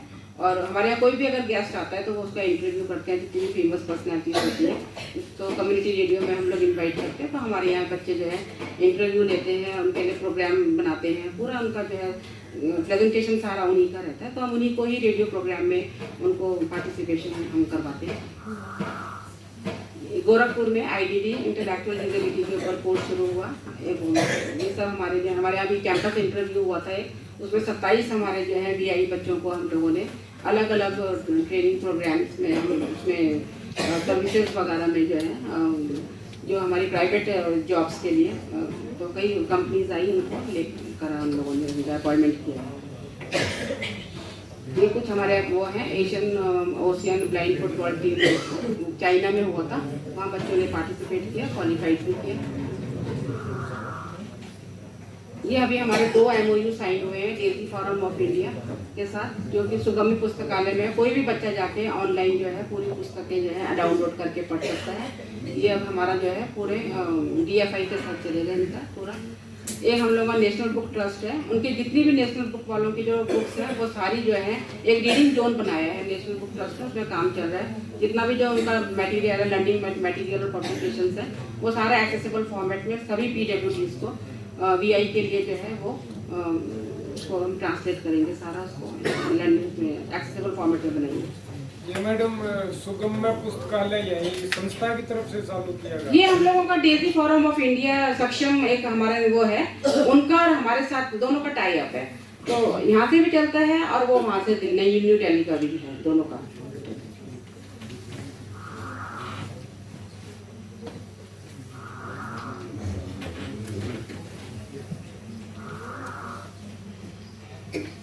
और जो हम लोगों का एक लास्ट में जो हम लोगों का है अभी लेटेस्ट स्टार्ट हुआ है वो है कोचिंग स्कीम फॉर PWDs। अब तक हम लोग ट्रेनिंग दे रहे थे, स्कूल एजुकेशन कर रहे थे, सब कुछ कर रहे थे, लेकिन हम लोग उनको कोचिंग नहीं दे पा रहे थे। तो हमारे जो department of empowerment of person with disability है, DPWD डिपार्टमेंट, उन्होंने हमको इंस्ट्रक्शंस दी थी कि आप जल्द ही इन लोगों के लिए कोचिंग शुरू कीजिए, जिससे कि ये जो बच्चे हैं ये कहीं और ना जाएं। अब इतना बड़ा नेशनल इंस्टीट्यूट होते हुए यहीं पे इनको जो है बैंकिंग की और RRB SSC वालों की जो है उनकी ट्रेनिंग यहीं मिले और यहीं से ये ट्रेनिंग करके जो है इनको जो है आगे अपना जो है कॉम्पिटिटिव ये लोग जो है फाइट कर सकते हैं आगे जाते हैं। इसी तरह हमारे यहाँ जो है 36 दिव्य बैंड ऑफ इंडिया बनाया गया था, जिसमें ऑल ओवर इंडिया में जितने भी बच्चों में टैलेंट है म्यूजिक को लेके उसको हमने एक बैंड हम लोगों ने कंपटीशन रखा था कि जितने भी स्टेट हैं वो लोग सामने आए अपने बैंड विजुअली इम्पेयर्ड टीचर थे हमारे, वो अपने एक बैंड आए और रिप्रेजेंट करें और उसको जो है फिर हम लोगों ने अभी 26 जनवरी को जो है जो हमारे फर्स्ट 2 बैंड्स थे उनका हम लोगों ने प्रेजेंटेशन किया। ऑल ओवर इंडिया से कई बैंड्स आए, विजुअली इम्पेयर्ड बैंड्स आए और उनमें से जो है हमने 38 को हम लोगों ने उनको सम्मानित किया, 38 बैंड्स को। तो ये हमारे कुछ अचीवमेंट्स थे, हमारी जर्नी थी NIVH की और ऐसा है आप ये हम लोगों के बच्चे जो हैं सारे पार्टिसिपेट करते हैं, योगा करते हैं।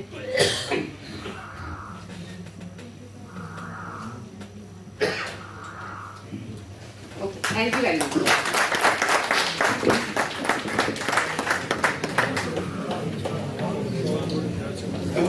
कोई गलती रही हो तो उसके लिए सॉरी। मैम जैसे मॉडल स्कूल आपने बताया, हाँ जी, हाँ जी। तो उसमें कितने स्टूडेंट्स हमारे 250 इस समय ऑन रोल है। तो बाहर से? हाँ, ये सारे बाहर के हैं क्योंकि यहाँ पे रेजिडेंस है, यहाँ पे इनको हॉस्टल खाना पीना सब फ्री है, सारे बाहर के बच्चे हैं। 250 से ज्यादा नहीं रख पाएंगे? कैपेसिटी होती है जैसे हर स्कूल की है, जैसे हमारी भी है उसमें ना, तो हम लोग रखते हैं, ऐसा कुछ नहीं है। एज पर देयर छोटे बच्चों को ज्यादा लेते हैं क्योंकि स्टार्टिंग से प्ले ग्रुप में, जैसे नॉर्मल स्कूल में भी जाएंगे तो आप जूनियर क्लासेस जो होंगी उनके बच्चों की स्ट्रेंथ ज्यादा होती है, तो 250 हमारी जो है लगभग रहती है। हाँ जी, एडमिशन कब से ओपन होते हैं? ये हमारे जुलाई में स्टार्ट हो जाते हैं। ये हमारा जो है NIVH की वेबसाइट है, उसमें जाकर आप देख सकते हैं। क्लासेस मतलब कौन सी क्लास से लेते हैं? ये हम लोग फर्स्ट से लेते हैं, फर्स्ट से लेते हाँ, हैं? नर्सरी से लेकर प्ले ग्रुप से लेकर मेडिकल सर्टिफिकेट बच्चे का कितनी परसेंटेज होनी चाहिए? 40%। 40 अबव। हाँ जी, फीस मैम? हाँ जी, फीस? फीस नहीं है, फ्री ऑफ कॉस्ट। हाँ, everything is free of cost. उनकी एजुकेशन, उनका पूरा बोर्डिंग लॉजिंग सब फ्री है उनका। इवन उनका जो मटेरियल वगैरह दिया जाता है, ब्रेल किट्स वगैरह दी जाती हैं, everything is free of cost. कोई भी उनको जो है पे नहीं है। इनकम सर्टिफिकेट तो नहीं चाहिए इसमें, कोई कंडीशन होगी? नहीं, अगर वो disability certificate is must. Okay, हाँ, बाकी कुछ थैंक यू। वेलकम। और किसी का कोई क्वेश्चन? एक मेरा क्वेश्चन, ये आपने बताया इलेक्शन कमीशन ऑफ इंडिया के साथ आपने एक दिव्यांग बूथ बनाया, हाँ जी, हाँ जी। तो वो आप कितने क्षेत्र के लिए आपने एक बूथ बनाया, तो ये कुछ है इसमें? हाँ सर, ये ना जैसे अपना जैसे हाँ, एक गांव में 7 बूथ है, हाँ जी, तो उनमें एक दिव्यांग तो बूथ नंबर 1 में उसके है, हाँ जी, हाँ जी। तो क्या सभी बूथ पे ये सभी बूथ पे बनेगा सर, हर बूथ पे बनेगा ये। यहाँ जहाँ उसका जो है इलेक्शन का हर कम्युनिटी में बजाएगा। मैडम अभी तक तो ये है नहीं, हमने इलेक्शन भी करवाए मैडम, अभी हमने ऐसा नहीं देखा। नहीं, ये तो हम लोग तो बना रहे हैं, हमारे यहाँ तो है, देहरादून में हमारे भी यहाँ नहीं हो रहा। है, यूपी में है हम लोगों का भी देहरादून में अपने मॉडल बूथ। हाँ, लेकिन ये है कि जो ये अगर जो नहीं बना रहे उनका बनाना है, ये मॉडल बूथ कंपलसरी है। क्योंकि इलेक्शन में हम ड्यूटी भी देते नहीं, हैं। मॉडल बूथ का मतलब तो है कि नहीं, आप एक बूथ बनाया आपने, क्या सभी बूथ पे ये सुविधा है? इलेक्शन कमीशन एक कॉन्स्टिट्यूएंसी में मान लो 200 बूथ बना रहा है, तो क्या 200 के? लेकिन हमारे नहीं 200 नहीं बनाए, कॉमन बूथ बनेंगे, कुछ कॉमन बूथ बनते हैं। वो उसका वोट तो है बूथ नंबर। वही हाँ। तो सर इसी के लिए अवेयरनेस हो रही है कि अब जो इलेक्शन आ रहे हैं ना, मैं भी उसकी एक मेंबर हूँ। अब ये हो रहा है कि जहाँ पे भी बूथ होगा वहाँ पे आपको साथ में ये एक्सेसिबल कंपलसरी हो गया, मैंडेट हो गया। हाँ, ये मैंडेट हो गया कि आपको जो है ये बनाना ही पड़ेगा, आपको एक्सेसिबल देना ही पड़ेगा। हाँ जी, डायरेक्ट 5th क्लास में अगर सीट अवेलेबल है तो हो सकता है, ऐसा कुछ नहीं है। ऐसा रिक्वायरमेंट है, अगर सपोज 4-5 सीट खाली है कि हर बड़ी हायर क्लासेस में, तो 2 या 3 सीट्स खाली हैं, 3 से 5 हैं, लेकिन प्ले ग्रुप में और फर्स्ट में और सेकंड में जो है सबसे ज़्यादा मैक्सिमम स्ट्रेंथ होती है। तो हम लोगों का आप NIVH वेबसाइट पर जाकर हमारे एडमिशन के पूरा फॉर्म सब आ जाता है, ऑनलाइन भी पढ़ सकते हैं एंड देन ऑफलाइन भी पढ़ सकते हैं। जैसे मैम केंद्रीय विद्यालय, आर्मी विद्यालय में आप कह रहे थे कि हाँ जी, हमारा होता है। हाँ, तो वहाँ क्या कृपया शांति करके एक एक करके क्वेश्चन पूछे, बाकी के चुप हो जाए प्लीज। वहाँ या मैं पहले अभी आपको 2 शॉर्ट फिल्म दिखानी है, पहले थोड़ा दिखा दूं? दिखा दो।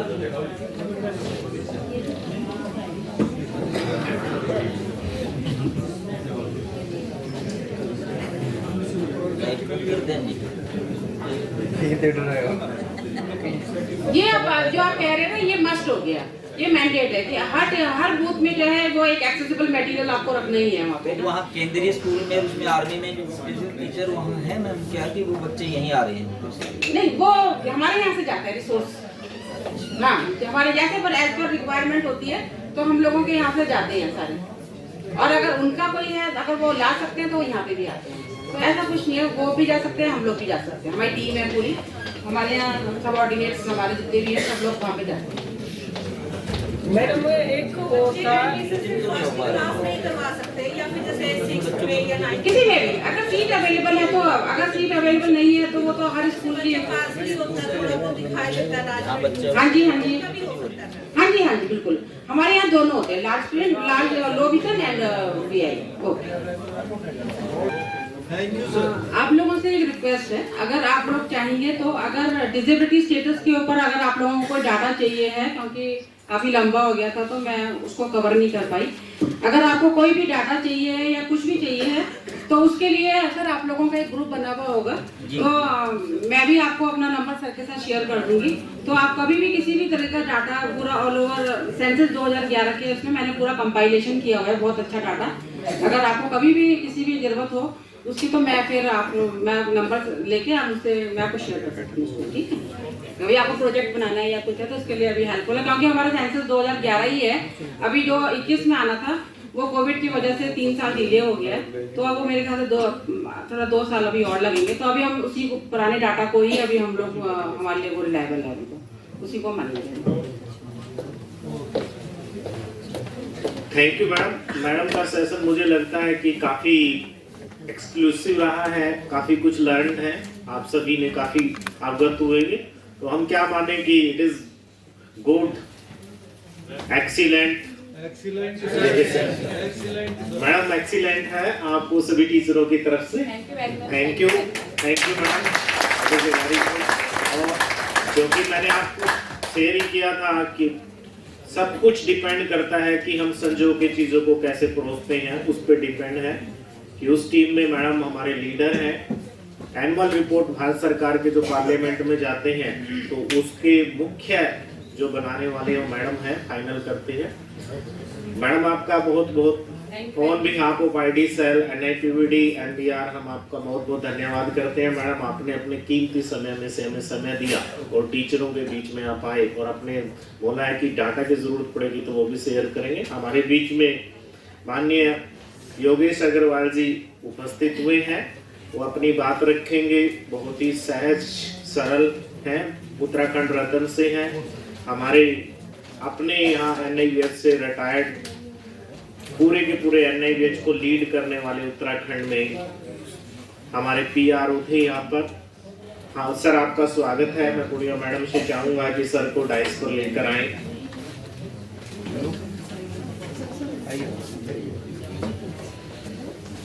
योगेश अग्रवाल जी अपने आप में सामाजिकता और सरकार और एक नेशनल इंस्टीट्यूट के बीच में पुल का काम करते हुए यहाँ पर 35 साल से ज़्यादा सर्विसेज उन्होंने दी और अभी विभिन्न सारे ऐसे सामाजिक संस्थाओं के साथ काम कर रहे हैं, स्कूल चला रहे हैं विकलांगों के लिए।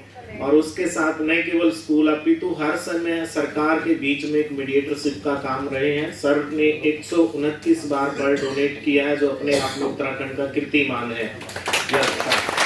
और यहाँ पर किसी को भी अगर ब्लड की जरूरत पड़ती है, आप एक फोन कीजिए, यहाँ के ब्लड बैंक से किसी भी प्रकार का जरूरत पड़ती है तो तुरंत ये रात दिन नहीं देखते और वहाँ उसकी हेल्प करते हैं। ये उसी दिन सोते हैं, उसी दिन उठते हैं, यानी कि 12 बजे के बाद सोते हैं।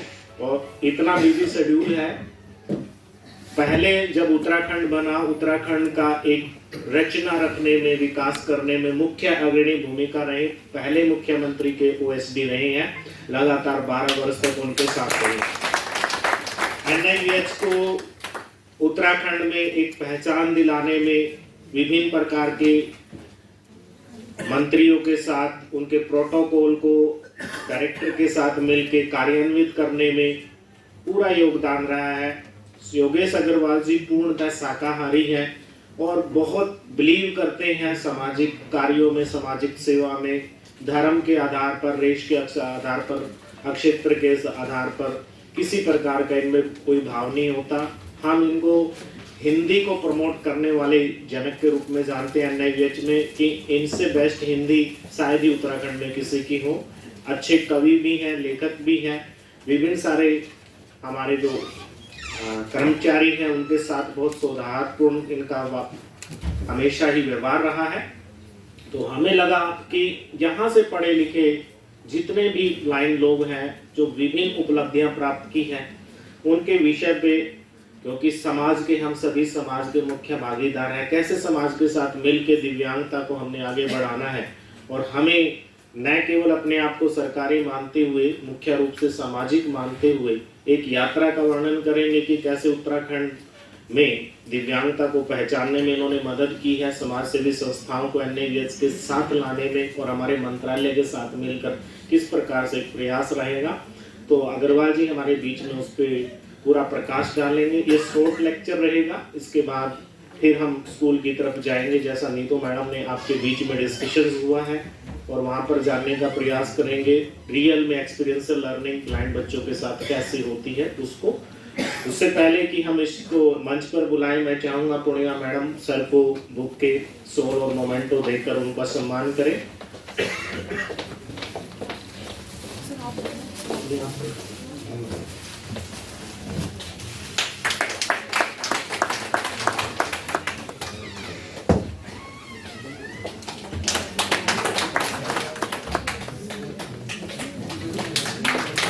ये प्यार है जो संस्थान की तरफ ये दिखाते हैं। इनका अपना बिजी शेड्यूल है, ये एडवोकेट है, प्रैक्टिस भी करते हैं, क्योंकि हम अपना किस प्रकार से हम अपना कर्म करते हैं हमेशा गाइडेंस की जरूरत पड़ती है। तो सर ने हमेशा हमें गाइड किया है, जब जब भी हमें NIVH में कोई रिस्पॉन्सिबिलिटी मिली है, ये हमारे साथ रहे हैं। जब डिपार्टमेंट में हमें डिपार्टमेंट को इनॉग्रेट कराना था, मंत्री जी आने वाले थे, मुख्यमंत्री जी पूरी भूमिका में रहे हैं।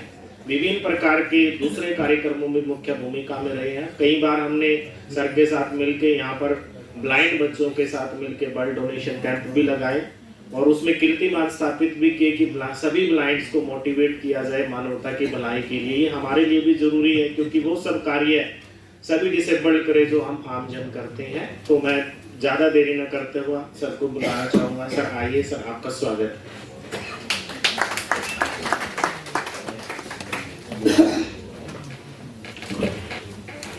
नमस्कार। बहुत बहुत धन्यवाद शिक्षाविद डॉक्टर जसवीर जी।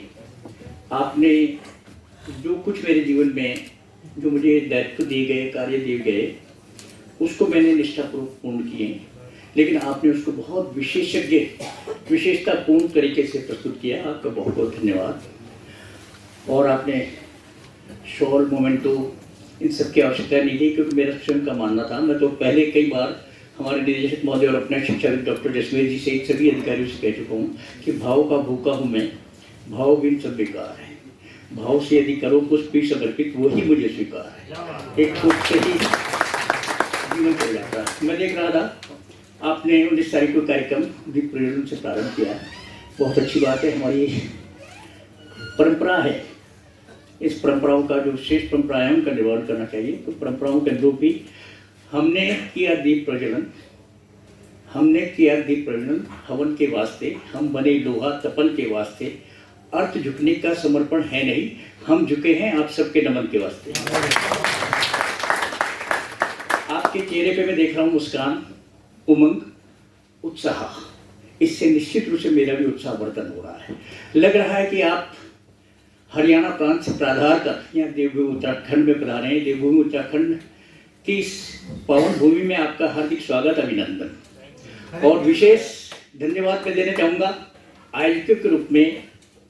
वैसे पूर्ण संस्थान और मंत्रालय है, लेकिन जो इनिशिएटिव लेते हैं, जो इसको आगे बढ़ाने का काम करते हैं, जैसे डॉक्टर विश्वनाथ जी, आपका विभाग, आपने प्रयास करके एक अच्छी परंपरा की शुरुआत की है। आप नमन और अभिवादन के योग्य हैं।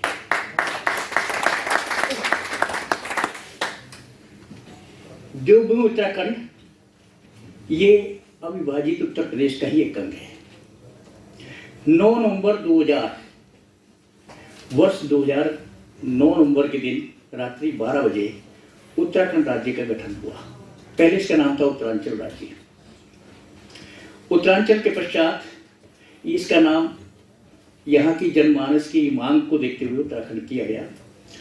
इस राज्य में भी जिस प्रकार के कार्य दिव्यांगता के क्षेत्र में हो रहे हैं, दिव्यांगता का जिक्र आने पर मैं आपसे पहले बताना चाहूँगा कि मुझे फिर एक पंक्ति याद आती है कि वक्त ने मेरा तसव्वुर भी छीन लिया, वक्त ने मेरा तसव्वुर भी छीन लिया, वरना ऐसा उजाला था चमन में कि अब कुछ भी याद नहीं। इस पंक्तियों को दिव्यांगता के क्षेत्र में रहने वाले लोगों ने झुठला दिया। ठीक है, वक्त ने मेरा तसव्वुर यानी मेरा स्वप्न, मेरी आंख, मेरी सोच, क्योंकि आंख नहीं थी तो सब छीन लिया, लेकिन आज मुझे सब कुछ याद है। मैं बात करता हूँ महाभारत में, जहाँ महाभारत में धृतराष्ट्र को कहा जाता था कि अंधा वाटे रेवटी अपने अपनों को दे। अंधा शब्द से इस्तेमाल करते थे। विकास हुआ, अंधता के पश्चात विकलांगता, दृष्टि दिव्यांगता, दृष्टि विकलांगता पर आया, अपंगता पर आया शब्द, और आज इसका बहुत सुंदर शब्द जो इसका निकाला गया, दिव्यांगता। हम प्रगति के चरण में यहाँ तक पहुँचे हैं, लेकिन इस दिव्यांगता के क्षेत्र में हम प्रदेश स्तर से क्या कर पाए हैं, क्या हमें करना है।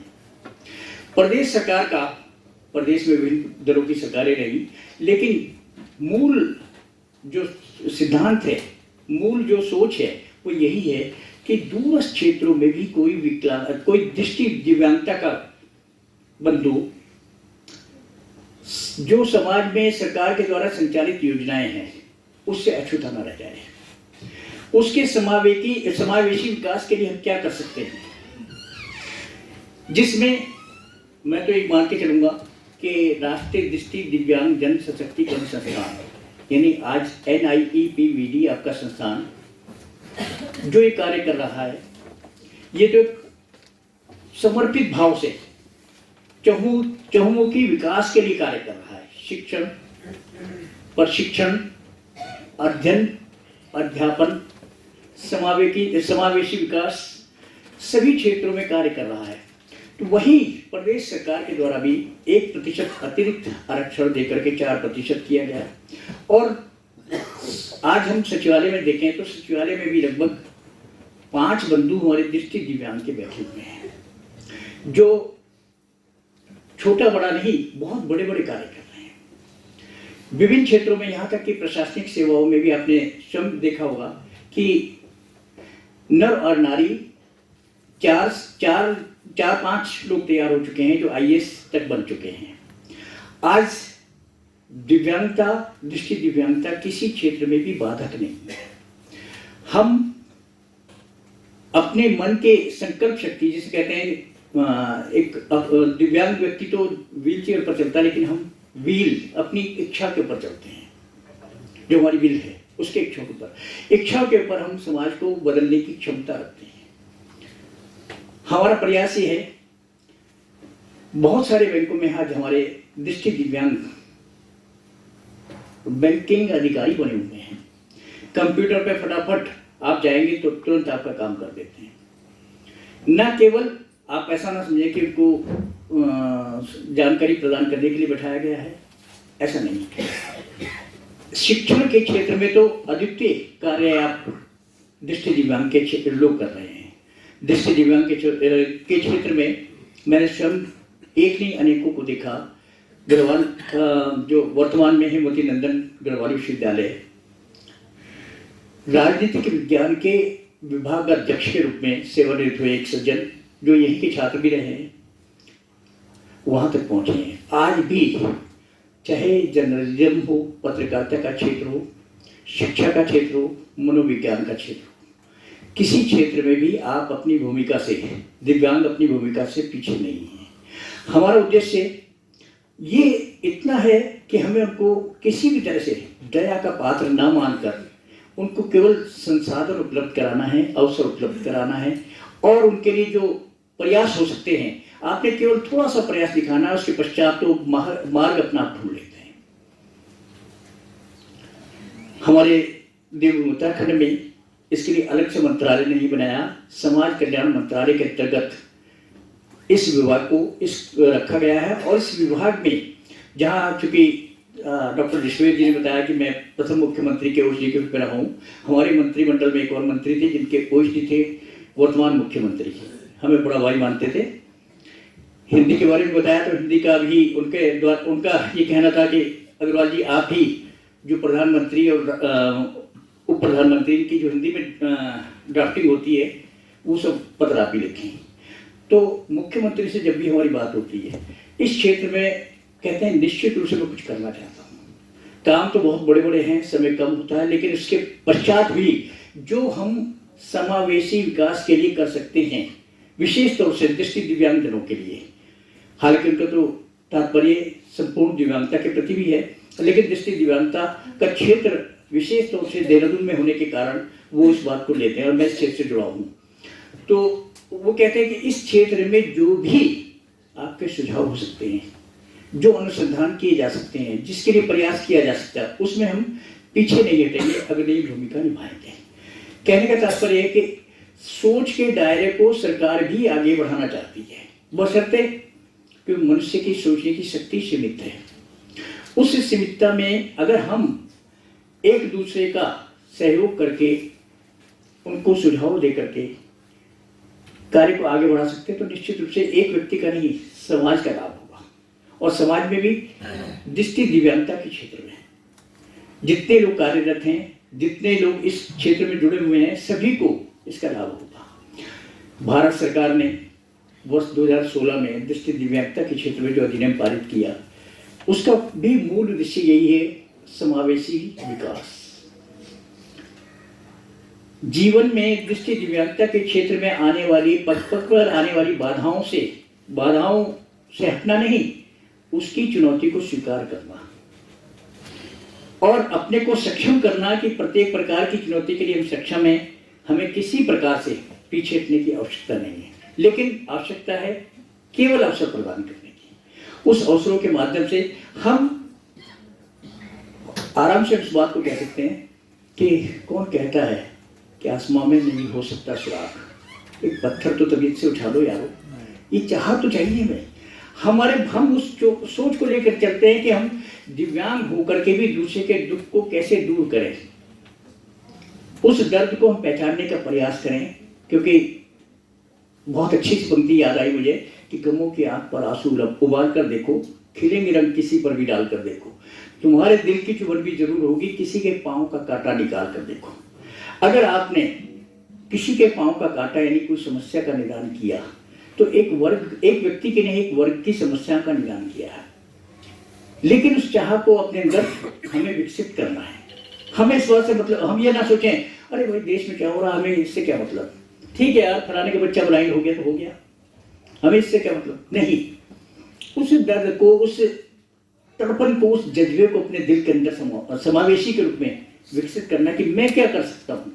मेरा उद्देश्य केवल समाज में आना, 24 घंटे में 6-8 घंटे तक विश्राम करना, बाकी 14 घंटे में जितना हम कर सकते हैं अपने लाभ के लिए मकान बनाना, बिल्डिंग बनाना, गाड़ियाँ बनाना, ये इतना ही काम सीमित रह गया। जीवन से, जन्म से मृत्यु की जो रहा है क्या इतनी ही सीमित है। आज अगर ऐसा होता तो विवेकानंद की जो कम अवस्था में चले गए, हम और आप विवेकानंद को याद नहीं करते। विवेकानंद कोई बहुत बड़े परिवार से पैदा नहीं हुए थे, एक सामान्य से परिवार से पैदा होने के पश्चात जो विचारों का उन्होंने समुद्र समाज के समक्ष प्रस्तुत किया है, आज आपके और हमारे सबके जहन में वो लगातार जिंदा है। आपने हमने देखा नहीं विवेकानंद को, लेकिन नाम आते ही उनका चित्र हमारी आंखों के सामने आ जाता है। क्या हमारे परिवार से जुड़ा हुआ कोई व्यक्ति ऐसा भी है जिसके बारे में मैसेज कह सकते हैं? क्योंकि सबने अपने कर्तव्यों का निर्वहन किया, परिवार बनाया, परिवार का पालन किया, शिक्षित किया, आगे बढ़ाया, सब कुछ किया। लेकिन समाज का जहाँ दर्शन है उसमें हम कहीं न कहीं या तो किसी प्रकार की शिक्षा का अभाव अथवा चाहना, सोच और जज्बे का अभाव रहा। उस जज्बे को हम अपने अंदर, आप शिक्षण क्षेत्र से जुड़े हुए हैं, समाज में ऐसा माना जाता है कि अगर एक विद्यालय खोला जाता है, एक विद्यालय खोलने पर 5 जेल खाने बंद हो सकते हैं। मैं जेल का विजिटर भी रहा हूँ। जेल में हमारे बहुत बड़ी संख्या में लोगों से बातचीत करने का अवसर मिलता है। कहने का तात्पर्य है कि सीधे से समाज पर किस प्रकार प्रभाव पड़ता है कि जेल आदमी अपराध की प्रवृत्ति से दूर हो जाता है। जब उसके मस्तिष्क में जितनी सीमाएं हैं उसको अपने सकारात्मक ऊर्जा प्रदान कर दी, एक दृष्टि दे दी अपने कि ये कार्य करना है, इस प्रकार का कार्य करना है, तो उस दृष्टि से, दृष्टि ना होकर के भी दृष्टि से हम जब आगे बढ़ते हैं तो निश्चित रूप से विकास का फूल खिलता है। और उस विकास के फूल से जो चमन बनता है उसकी खूबसूरती कहीं, उसका कहीं विवरण किया ही नहीं जा सकता। उस आनंद को प्राप्त करने के लिए अगर हम अपने जीवन काल में कुछ भी ऐसा कर पाए, शिक्षा के क्षेत्र में आप लगे हैं, शिक्षक का बहुत बड़ा दायित्व है। शिक्षक का बहुत बड़ा दायित्व है। अगर आप अपने जहन में सोचें कि आज तक आपने कितने बच्चों को पढ़ाया। मैंने भी अपने जीवन काल को शिक्षण से प्रारंभ किया था। मात्र 17 वर्ष की अवस्था में शिक्षण कार्य में 2 वर्ष रहा हूं मैं। लेकिन आज भी उस 2 वर्ष में जितने बच्चों को हमने पढ़ाया वो बच्चे आज बड़े हो गए, बहुत अच्छी पोजीशन पर हैं। जहाँ भी मिलते हैं चरण स्पर्श करते हैं, सम्मान के साथ में अभिवादन करते हैं और हमको भी प्रसन्नता होती है कि भाई हमारा पढ़ाया वो बच्चा पायलट बन गया। उस पायलट बनने में हो सकता है कि गिलहरी ने जैसा श्री राम के जीवन काल में योगदान दिया था उतना ही योगदान हमारा हो, लेकिन मन को प्रसन्नता अपार होती है। तो आप अपने जीवन में अपने बच्चों को आप पहचान सकते हैं, पहचान करके उनको आगे बढ़ा सकते हैं और उनके अंदर जो छुपी हुई प्रतिभा है उस प्रतिभा को आप आराम से उजागर कर सकते हैं। और उसी प्रतिभा से, क्योंकि आजकल सोशल मीडिया का जमाना है, बहुत सारी चीजें आप भी मोबाइल पे देखते हैं, हम भी देखते हैं कि सब इंटर पास करके बीएससी में पढ़ने वाले बच्चे ने पानी से चलने वाली गाड़ी बना दी। ठीक है, सरकार ने उसको बहुत ज्यादा प्रोत्साहन नहीं दिया, लेकिन उसके जो प्रयास थे उसके प्रयासों को सराहना की जानी चाहिए, उसको आगे बढ़ाया जाना चाहिए। इसी प्रकार से बहुत सारे बच्चे जो कबाड़ का कार्य कर रहे हैं, कबाड़ बिनने का कार्य कर रहे हैं, उनके अंदर भी क्षमता है, वो भी बहुत सारी चीजों को नए तरीके से प्रस्तुत करते हैं। हम शिक्षक होकर के उस वातावरण का सृजन करें जिसमें समानता का अधिकार आए। ईश्वर ने जिसको हमको भेजा है मानव के रूप में भेजा है, किसी को छोटे और बड़े के रूप में नहीं भेजा है। दिव्यांगता किन्हीं कारणों से आ गई। आजकल तो मेडिकल क्षेत्र में भी देखा जाता है कि कुछ मेडिकल की कमी के कारण ऐसा हो गया, लेकिन अगर आ गई है तो उसके प्रति हमारे क्या कर्तव्य बन जाते हैं। सहानुभूति शब्द कहने से नहीं, उसके प्रति हम किस प्रकार का सृजन कर सकते हैं, कैसे वातावरण को बना सकते हैं। हम और आप, वर्तमान में देश विकसित भारत बनने की ओर आगे बढ़ रहा है और इस विकसित भारत के निर्माण में, नव भारत के निर्माण में क्या मेरी भूमिका ना बने? मैं आया, खाया पिया और चला गया, ये उचित है क्या? मेरा भी कुछ दायित्व बनता है। हमें जो हमारे संविधान ने हमें अधिकार दिए हैं, उन अधिकारों के साथ साथ कर्तव्यों का अनुपालन भी दिया है। हम कर्तव्यों को भूलकर अधिकारों के प्रति चल रहे हैं। ठीक है, अधिकार हमारे संरक्षण की व्यवस्था करते हैं, हमारे विकास की राह बनाते हैं, लेकिन कर्तव्य भी हमें कुछ सिखाते हैं। और उस कर्तव्य का भान अगर हमारे हृदय के अंदर होगा, सबसे बड़ी बात, हम प्रारंभ से ही अगर प्रारंभ करें, सभी सुबह सोकर के उठते हैं, क्या हम कितनी बार पृथ्वी को नमन करते हैं? जो पृथ्वी अन्न जल आसरा सब कुछ हमको देती है, कभी हमने उसको धन्यवाद किया? नहीं किया। और हम क्या बदले में क्या देते हैं? अपने वजन से ज्यादा गंदगी हम पृथ्वी को देते हैं। सोचिए आप, ये मानवता की सेवा में क्या सही कार्य है? क्या हम सुबह उठने के बाद पृथ्वी को प्रणाम नहीं कर सकते, धन्यवाद नहीं कर सकते? हमारे धन्यवाद की अपेक्षा नहीं रखती पृथ्वी, लेकिन हम अपने कर्तव्य से विमुख हो जाते हैं। इतना ही करने में क्या क्या कमी? हम सारे शिक्षक हैं कि समुद्र वसने देवी पर्वत स्तन मंडले विष्णु पत्नी नमस्तुभ्यम पादस्पर्शम क्षमस्व। आप पे पैर रखने से पहले मैं क्षमा मांगता हूं और आपको प्रणाम करता हूं। लेकिन इस कर्तव्य विमुखता को हम प्रतिदिन करते आ रहे हैं। अपने काम से मतलब है हमें आभार धन्यवाद का दर्शन हमारे हृदय के अंदर होना चाहिए। हमारे डॉक्टर जसवीर जी ने, मैं सेवानिवृत्त हो चुका हूँ यहाँ से, उसके पश्चात भी जिन शब्दों से मतलब ऐसा प्रतीत होता है कि एक श्रेष्ठ परंपरा है कि सेवानिवृत्तों को भी आप इस प्रकार से सम्मान करते हैं। आपके हृदय के अंदर क्या भाव है, और वो भाव जब आप प्रारंभ करते हैं तो आगे बढ़ता है। और एक ये, अरे भाई ठीक है, बहुत सारे लोग आते हैं, नौकरी कर जाते हैं, हो जाते रहता है, काम तब भी चलता है। इस बात को सोचिए। एक लाइन जोड़ना चाहता हूँ जी। हाँ जी, स्वागत है आपका। क्योंकि हमने और हमारे समाज ने अपना नजरिया बदलने की जरूरत है। क्योंकि नजरिया इन बच्चों के लिए बदलेंगे हम, दिव्यांग के लिए, तो उनका विकास होगा। नजर में स्वर्ग होता है, नजर में नरक होता है, नजर से तैरता बेड़ा नजर में गर्क होता है। बता मैं तुम्हें कौन सी नजर से देखूं, क्योंकि नजर नजर में भी फर्क होता है। चिंता और चिंता एक समान होती है, फर्क सिर्फ एक नुक्ते का है। चिंता और चिंता एक समान होती है, फर्क सिर्फ एक नुक्ते का है। दोनों को काम जलाना होता है। चिंता जिंदे को जलाती है, चिंता मुर्दे को जलाती है। आपने जो नजरिए की बात की, वही मैं आपसे कह रहा था कि जो सोच, उर्दू में आप नजरिया कह सकते हैं, सोच को, दृष्टि को नजरिया कह सकते हैं। हमने नजर तो पाई, लेकिन हमने नजरिए को नहीं बदला। हम बचपन से ही उस भाव को जब तक पैदा नहीं करेंगे बच्चों के अंदर कि राष्ट्र हमारा सर्वोपरि है, हमें अपने सर्व समाज के लिए, विकास के लिए क्या क्या करना है, विकसित भारत निर्माण में हम कैसे सहभागी बन सकते हैं, कुछ न कुछ विवेकानंद का दर्शन अगर हम प्रस्तुत करेंगे, किस प्रकार से इस संघर्षों के पश्चात हमारे देश को जो आज़ादी मिली, उसको हम कैसे संरक्षित रखने की जरूरत है।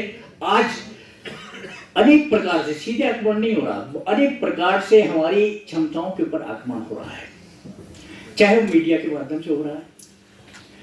जरा जैसी बातों में हमारे बच्चे जो मोबाइल का प्रयोग करते हैं, आपको मालूम है कि अभी 19 तारीख आपने कार्यक्रम प्रारंभ किया। 19 तारीख ब्रिटेन में, ब्रिटेन के प्रधानमंत्री भी आपके हमारे भारत मूल के ही हैं, उन्होंने मोबाइल को अपने यहाँ बंद कर दिया कि क्लास में मोबाइल का उपयोग नहीं होगा।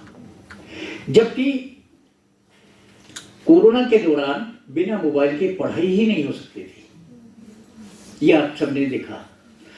कहने का तात्पर्य आवश्यकता आविष्कार की जननी है कि हमारी आवश्यकताओं के अनुरूप हमें क्या चीज उचित है और क्या चीज अनुचित है। एक लाइट जो इस वक्त जल रही, रात में जल रही है, सुबह होते ही जिस लाइट के कारण हमारा काम नहीं चलता, सुबह होते हुए लाइट हमको बुरी लगने लगती है। सभी कहेंगे भाई लाइट को ऑन करो, क्योंकि बड़ी लाइट हमारे पास आ रही है, सूर्य की लाइट आ रही है, सूर्य का प्रकाश आ रहा है। कहने का तात्पर्य है कि अगर हम जो बुराई के वातावरण को दूर करने के लिए एक अच्छा वातावरण, समावेशी विकास का वातावरण सृजन करेंगे, बाल्यकाल से बच्चों के अंदर एक क्षमता पैदा करेंगे कि आप ये कार्य कर सकते हो। अगर जिस बच्चे के अंदर आपने ये भाव पैदा कर दिया, यस आई कैन डू, मैं कर सकता हूं, तो निश्चित रूप से आप देखना कि कितने विकास के कार्य बच्चे, आप ही की क्लास के बच्चे वो कार्य कर सकते हैं। और जो कार्य सामान्य बच्चा नहीं कर सकता, सामान्य बच्चा क्योंकि उसके दिमाग और मन मस्तिष्क कई जगह घूमता रहता है। लेकिन दृष्टि दिव्यांग बच्चा, उसका दिमाग क्योंकि नेत्र नहीं है, हम इस वक्त बात कर रहे हैं तो हम पीछे चित्र भी देख रहे हैं, आपको भी देख रहे हैं और आने जाने वालों को भी देख रहे हैं, कई चीजें चलती हैं मस्तिष्क के अंदर, लेकिन उसका दिमाग सिर्फ एक बात पर चल रहा है, वो जो सोच रहा है वो सोच रहा है। जो कुछ कहना है खुल करके कहना है, जो कुछ याद करना है वो याद करना है, उसके प्रति कितना गंभीर होना है ये चिंतन वो जानता है। लेकिन इस भाव को पैदा करने की क्षमता किसमें है? एक शिक्षक में है, माता पिता में है। माता पिता परिवार के अंदर प्रयास करते हैं, लेकिन उसको जो चहुमुखी विकास की किरणें प्रदान करता है वो शिक्षक प्रदान करता है। और शिक्षक जब अपने कर्तव्य से विमुख होता है तो वहीं समाज का पतन प्रारंभ हो जाता है। समाज के विकास के लिए, इस पतन को रोकने के लिए हमें अपने कर्तव्य को, क्योंकि एक आदर्श शिक्षक की आपने अपने बच्चों को परिभाषाएं सिखाई होंगी, लेकिन परिभाषाओं में सीमित नहीं है आदर्श शिक्षक। अनगिनत गुण उसके पास हैं जो आपको बता सकता है और आपको आगे तक बढ़ा सकता है। कहने का तात्पर्य है कि हम एक सामान्य से भोला भाला बालक किन्हीं कारणों से दृष्टि दिव्यांग हो गया, समाज के बारे में कोई इसको पता नहीं है, लेकिन आप उसके अंदर वो सारी चीजें भर सकते हैं जिसकी अपार संभावनाएं लेकर के उसका जन्म हुआ है। स्वामी राम भद्राचार्य जी का आपने नाम सुना होगा। अभी उनको ज्ञानपीठ पुरस्कार, साहित्य के क्षेत्र में सर्वोच्च पुरस्कार से सम्मानित किया गया 2-4 दिन पहले ही। उन्होंने अनेक वेदों का अध्ययन किया, अनेक रामायणों का अध्ययन किया, और जो सुप्रीम कोर्ट सर्वोच्च न्यायालय के अंतर्गत जब ये राम मंदिर प्रकरण चल रहा था तो उसमें व्याख्या सहित, पृष्ठ की संख्या सहित, श्लोक और दोहे की संख्या सहित उन्होंने जब तथ्य प्रस्तुत किए तो सर्वोच्च न्यायालय के जो माननीय न्यायमूर्ति न्यायाधीश थे वो भी अवाक रह गए। आप अगर रामायण पढ़ते भी हो तो हमसे पूछें कि 311 नंबर पे कौन सा दोहा है या कौन सी चौपाई, शायद हम नहीं बता पाएंगे। लेकिन उन्हें हर चौपाई को, मतलब उसको प्रमाणित करने के लिए उनको लाइब्रेरी से, पुस्तकालय से रामायण मंगवाई गई, वेद मंगवाए गए और उसको प्रमाणित किया, तो एक एक चीज सत्य निकली है। और कौन व्यक्ति है वो? दृष्टि दिव्यांग। आज भी उनको नजर नहीं आता। तो उन्होंने अपने को उसी क्षेत्र में आगे बढ़ाने का प्रयास किया। मैं ये नहीं कह रहा हूं कि किसी आविष्कार के रूप में वो आगे बढ़ रहे हैं, लेकिन शिक्षा के क्षेत्र में, साहित्य के क्षेत्र में आगे बढ़ रहे हैं। और आगे इतने बड़े कि उन्होंने अपनी प्रभुता को आपके समक्ष प्रस्तुत किया, साबित किया। तो हम, क्योंकि वो भी किसी गुरु के शिष्य हैं, हमें प्रभु ने इतना अच्छा अवसर दिया। अपने अपने परिवार को तो सभी व्यक्ति तैयार करते हैं, लेकिन हमें ऐसा अवसर दिया कि हम जीवन काल में एक नहीं, असंख्य बच्चों को, अच्छे असंख्य परिवारों को तैयार करके समाज की विकास की दिशा में हम आगे लगा सकते हैं। ये सोच हमें है कि कितना हम कर सकते हैं। अगर हमने इस सोच में कहीं पर कोई कमजोरी पाई, जैसे मैंने आपको बताया, मैंने जो अपनी शिक्षा ग्रहण की, शिक्षा के क्षेत्र में शिक्षा ग्रहण करके ठीक है बहुत कुछ सीखा मैंने, लेकिन जो शिक्षक बन करके मुझे सीखने का अवसर मिला वो शायद शिक्षार्थी में नहीं था। शिक्षक के रूप में बहुत कुछ सीखने का अवसर मिला। और आप तो प्रतिष्ठापित शिक्षक हैं। आप कल्पना कीजिए, आप कितने वर्ष से शिक्षक हैं और कितने बच्चों को आप शिक्षित कर चुके हैं। वो बच्चे आज कहाँ से कहाँ पहुँच रहे हैं या कहाँ से कहाँ पहुँचेंगे, लेकिन उसमें निश्चित रूप से योगदान आपका होगा अगर आपने सच्ची भावना से शिक्षण किया है और बच्चों को तैयार किया है। और एक चीज तो होती है कि ठीक है 10 से 10:30 मेरी ड्यूटी है, आए बच्चों से बात किया चले गए, लेकिन नहीं, कुछ बातें पुस्तकों में तो बहुत सारी चीज लिखी है। केमिस्ट के पास में सारी दवाइयां हैं, लेकिन बीमारी आने पर वो कहता है फला डॉक्टर के पास जाइए, क्योंकि विशेषज्ञता डॉक्टर के पास है। इसी प्रकार शिक्षक या शिक्षाविद, जैसे डॉक्टर जसवीर जी हैं हमारे बीच में, क्या क्या आपके लिए विशेषताएं हो सकती हैं, उन विशेषताओं को मतलब आपने ऐसा नहीं कि 2 दिन पहले विचार बनाया और आपका कार्यक्रम निर्धारित कर दिया।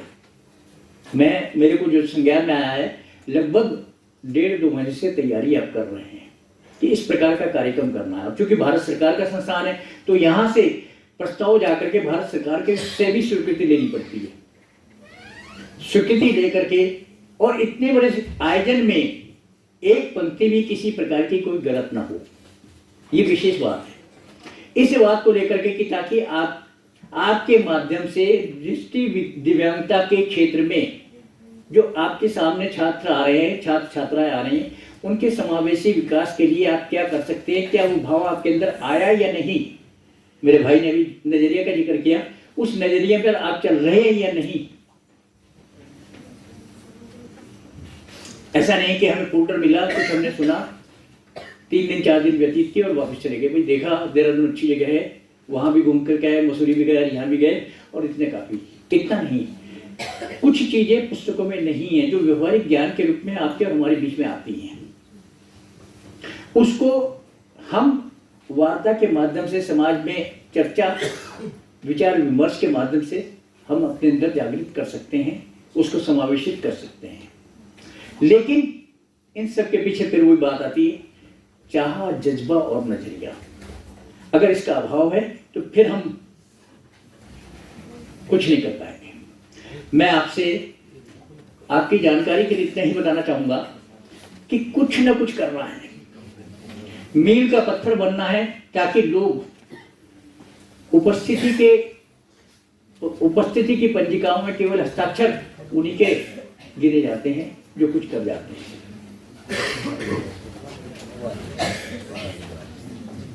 आप और हम आए और चले गए, ऐसी स्थिति ना करें। हमें और आपको कुछ ना कुछ विशेष करना है।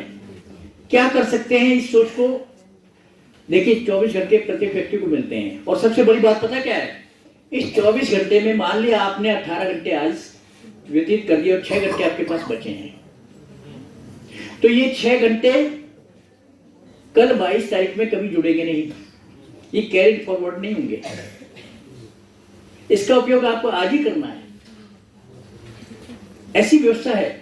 इस 24 घंटे में हम क्या कर सकते हैं? अपने कर्तव्य का अनुपालन तो हमको करना ही है। अपने शरीर को स्वच्छ भी रखना है, हमको तन और मन को स्वच्छ रखना है। लेकिन मन को कितना हम स्वच्छ रख पाते हैं? क्या हम चिंतन करते हैं कि इस 24 घंटे में कोई एक अच्छा कार्य करने हैं? अपना आप रिकॉर्ड बढ़ता जाता है। अगर एक अच्छा 24 घंटे में किया तो 30 दिन 31 दिन में 31 हो गया, और 365 दिन में 365 दिन कार्य हमारे अपना आप खाता बढ़ रहा है। दूसरी तरफ ये तो एक सामान्य सी प्रक्रिया है। अच्छा काम तो ये भी हो सकता है कि बहते हुए पानी को बंद करना, मार्ग में कोई बाधा है उसको हटवा देना, ये भी हो सकता है। लेकिन ये तो शायद मेरे दिल की तसल्ली के लिए मैंने कर लिया। लेकिन विशेष कार्य क्या हुआ? आप शिक्षण में रोचकता किस प्रकार आ सकती है? शिक्षण के जो विषय हैं, पाठ्यक्रम के जो विषय हैं वो तो सीमित हैं, लेकिन उसको असीमित कैसे बना सकते हैं? कैसे उसकी रोचकता आ सकती है? कैसे बच्चों को समझाया जा सकता है? आज भी हम दूरस्थ क्षेत्रों में, ग्रामीण क्षेत्रों में कोई ना कोई शिक्षक ऐसा ढूंढते हैं जो सामान्य पुस्तकें सारी वही हैं, समय सब वही है, सब विद्यालय का प्रशासन वही है, प्रबंधन वही है, लेकिन कुछ विशेष तरीके से पढ़ाने का प्रयास करता है, उसको सम्मानित भी किया जाता है। तो वो उस शिक्षक में कोई विशेष बात तो नहीं है, वो भी इसी ग्रामीण परिवेश से तैयार हुआ शिक्षक है। आप और हम भी इसी परिवेश से तैयार हैं। क्यों नहीं हम अपने अंदर ये चाह पैदा करते हैं? हमारे 18 से 20 लाख की आबादी में चंद ही लोगों का सम्मान किया जाता है। डॉक्टर साहब ने जिक्र किया उत्तराखंड रत्न। कोई बहुत बड़ा काम मेरे माध्यम से नहीं, लेकिन समाज सेवा के क्षेत्र में ही काम को कुछ और आंखों ने देखा, कुछ नजरियों ने पहचाना और ढूंढ करके सम्मानित करने का एक कार्य मेरे लिए भी किया। अगर आज की तारीख में बहुत सारे लोग, भाई साहब ये सम्मान तो मुझे भी दिलवा दीजिए, मुझे भी दिलवा दीजिए, मुझे भी मिलना चाहिए, लेकिन हम सम्मान के कार्य को किस प्रकार से आगे बढ़ाएं? अगर एक 3-4 दिवसीय इस प्रशिक्षण में, जैसा भी डॉक्टर साहब फीडबैक भी ले रहे थे, इसमें कोई विशेष चीज़ निकाल करके आप लाते हैं। तो आप भी सम्मान के काबिल हैं। हमारे डॉक्टर जसमेर जी, हमारे निदेशक वर्मा साहब, सभी लोग सम्मान के काबिल हैं, क्योंकि इतनी दूर से आप चल करके आए। भारत सरकार का कुछ खर्च भी हो रहा है, कुछ समय भी जा रहा है, और सारे मंथन के बाद भी कुछ निचोड़ ना निकला है।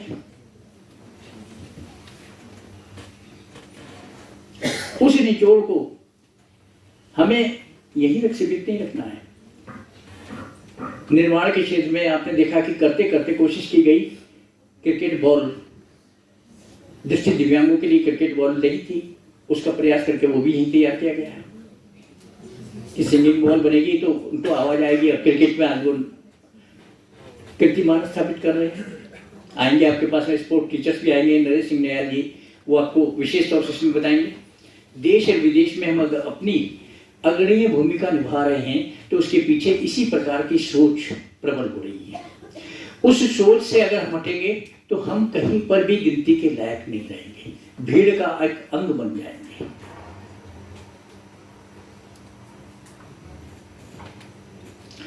मेरा आपसे अनुरोध ही है कि अपने को थोड़ा सा इस 24 घंटे में थोड़ा सा अलग सोचिए कि मैं क्या कर सकता हूं, मेरे पास में कितना समय, कितने संसाधन, कितनी व्यवस्थाएं हैं, उस व्यवस्था के अंतर्गत मैं क्या कर सकता हूं। हमने अपने बाल्यकाल में हमें कागज के जहाज बना करके उड़ाने भी सिखाए गए, लेकिन आज देखें तो बच्चे जो है ड्रोनों उड़ा रहे हैं। ये विकास की श्रृंखला ही तो है।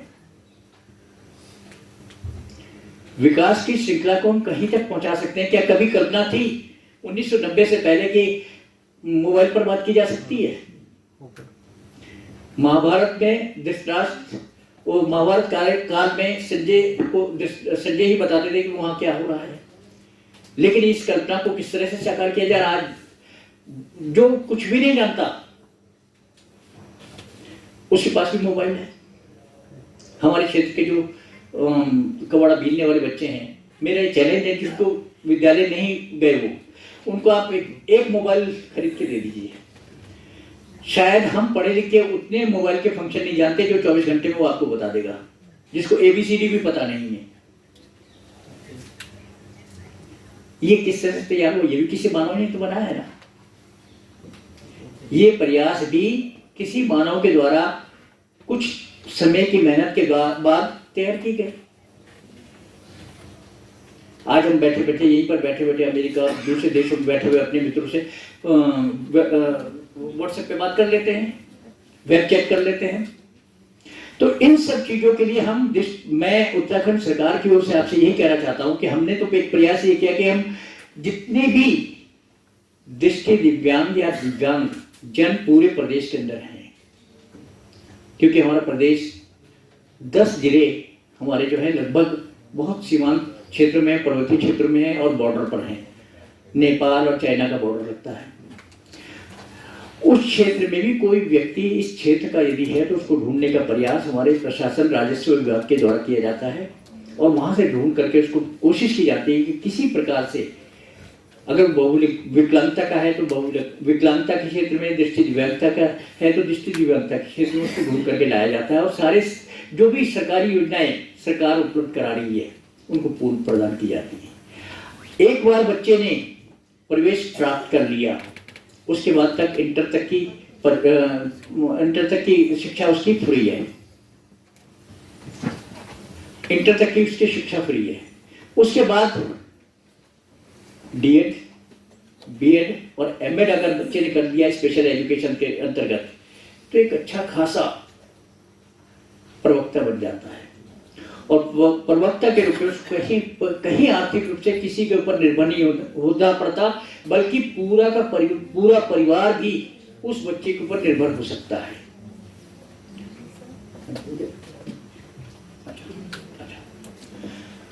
पूरा हो सकता है। तो मैं आपसे इतना ही कहूंगा कि आपके क्षेत्र में भी पहली चीज तो ये है कि आप भी इस चीज को देखिए।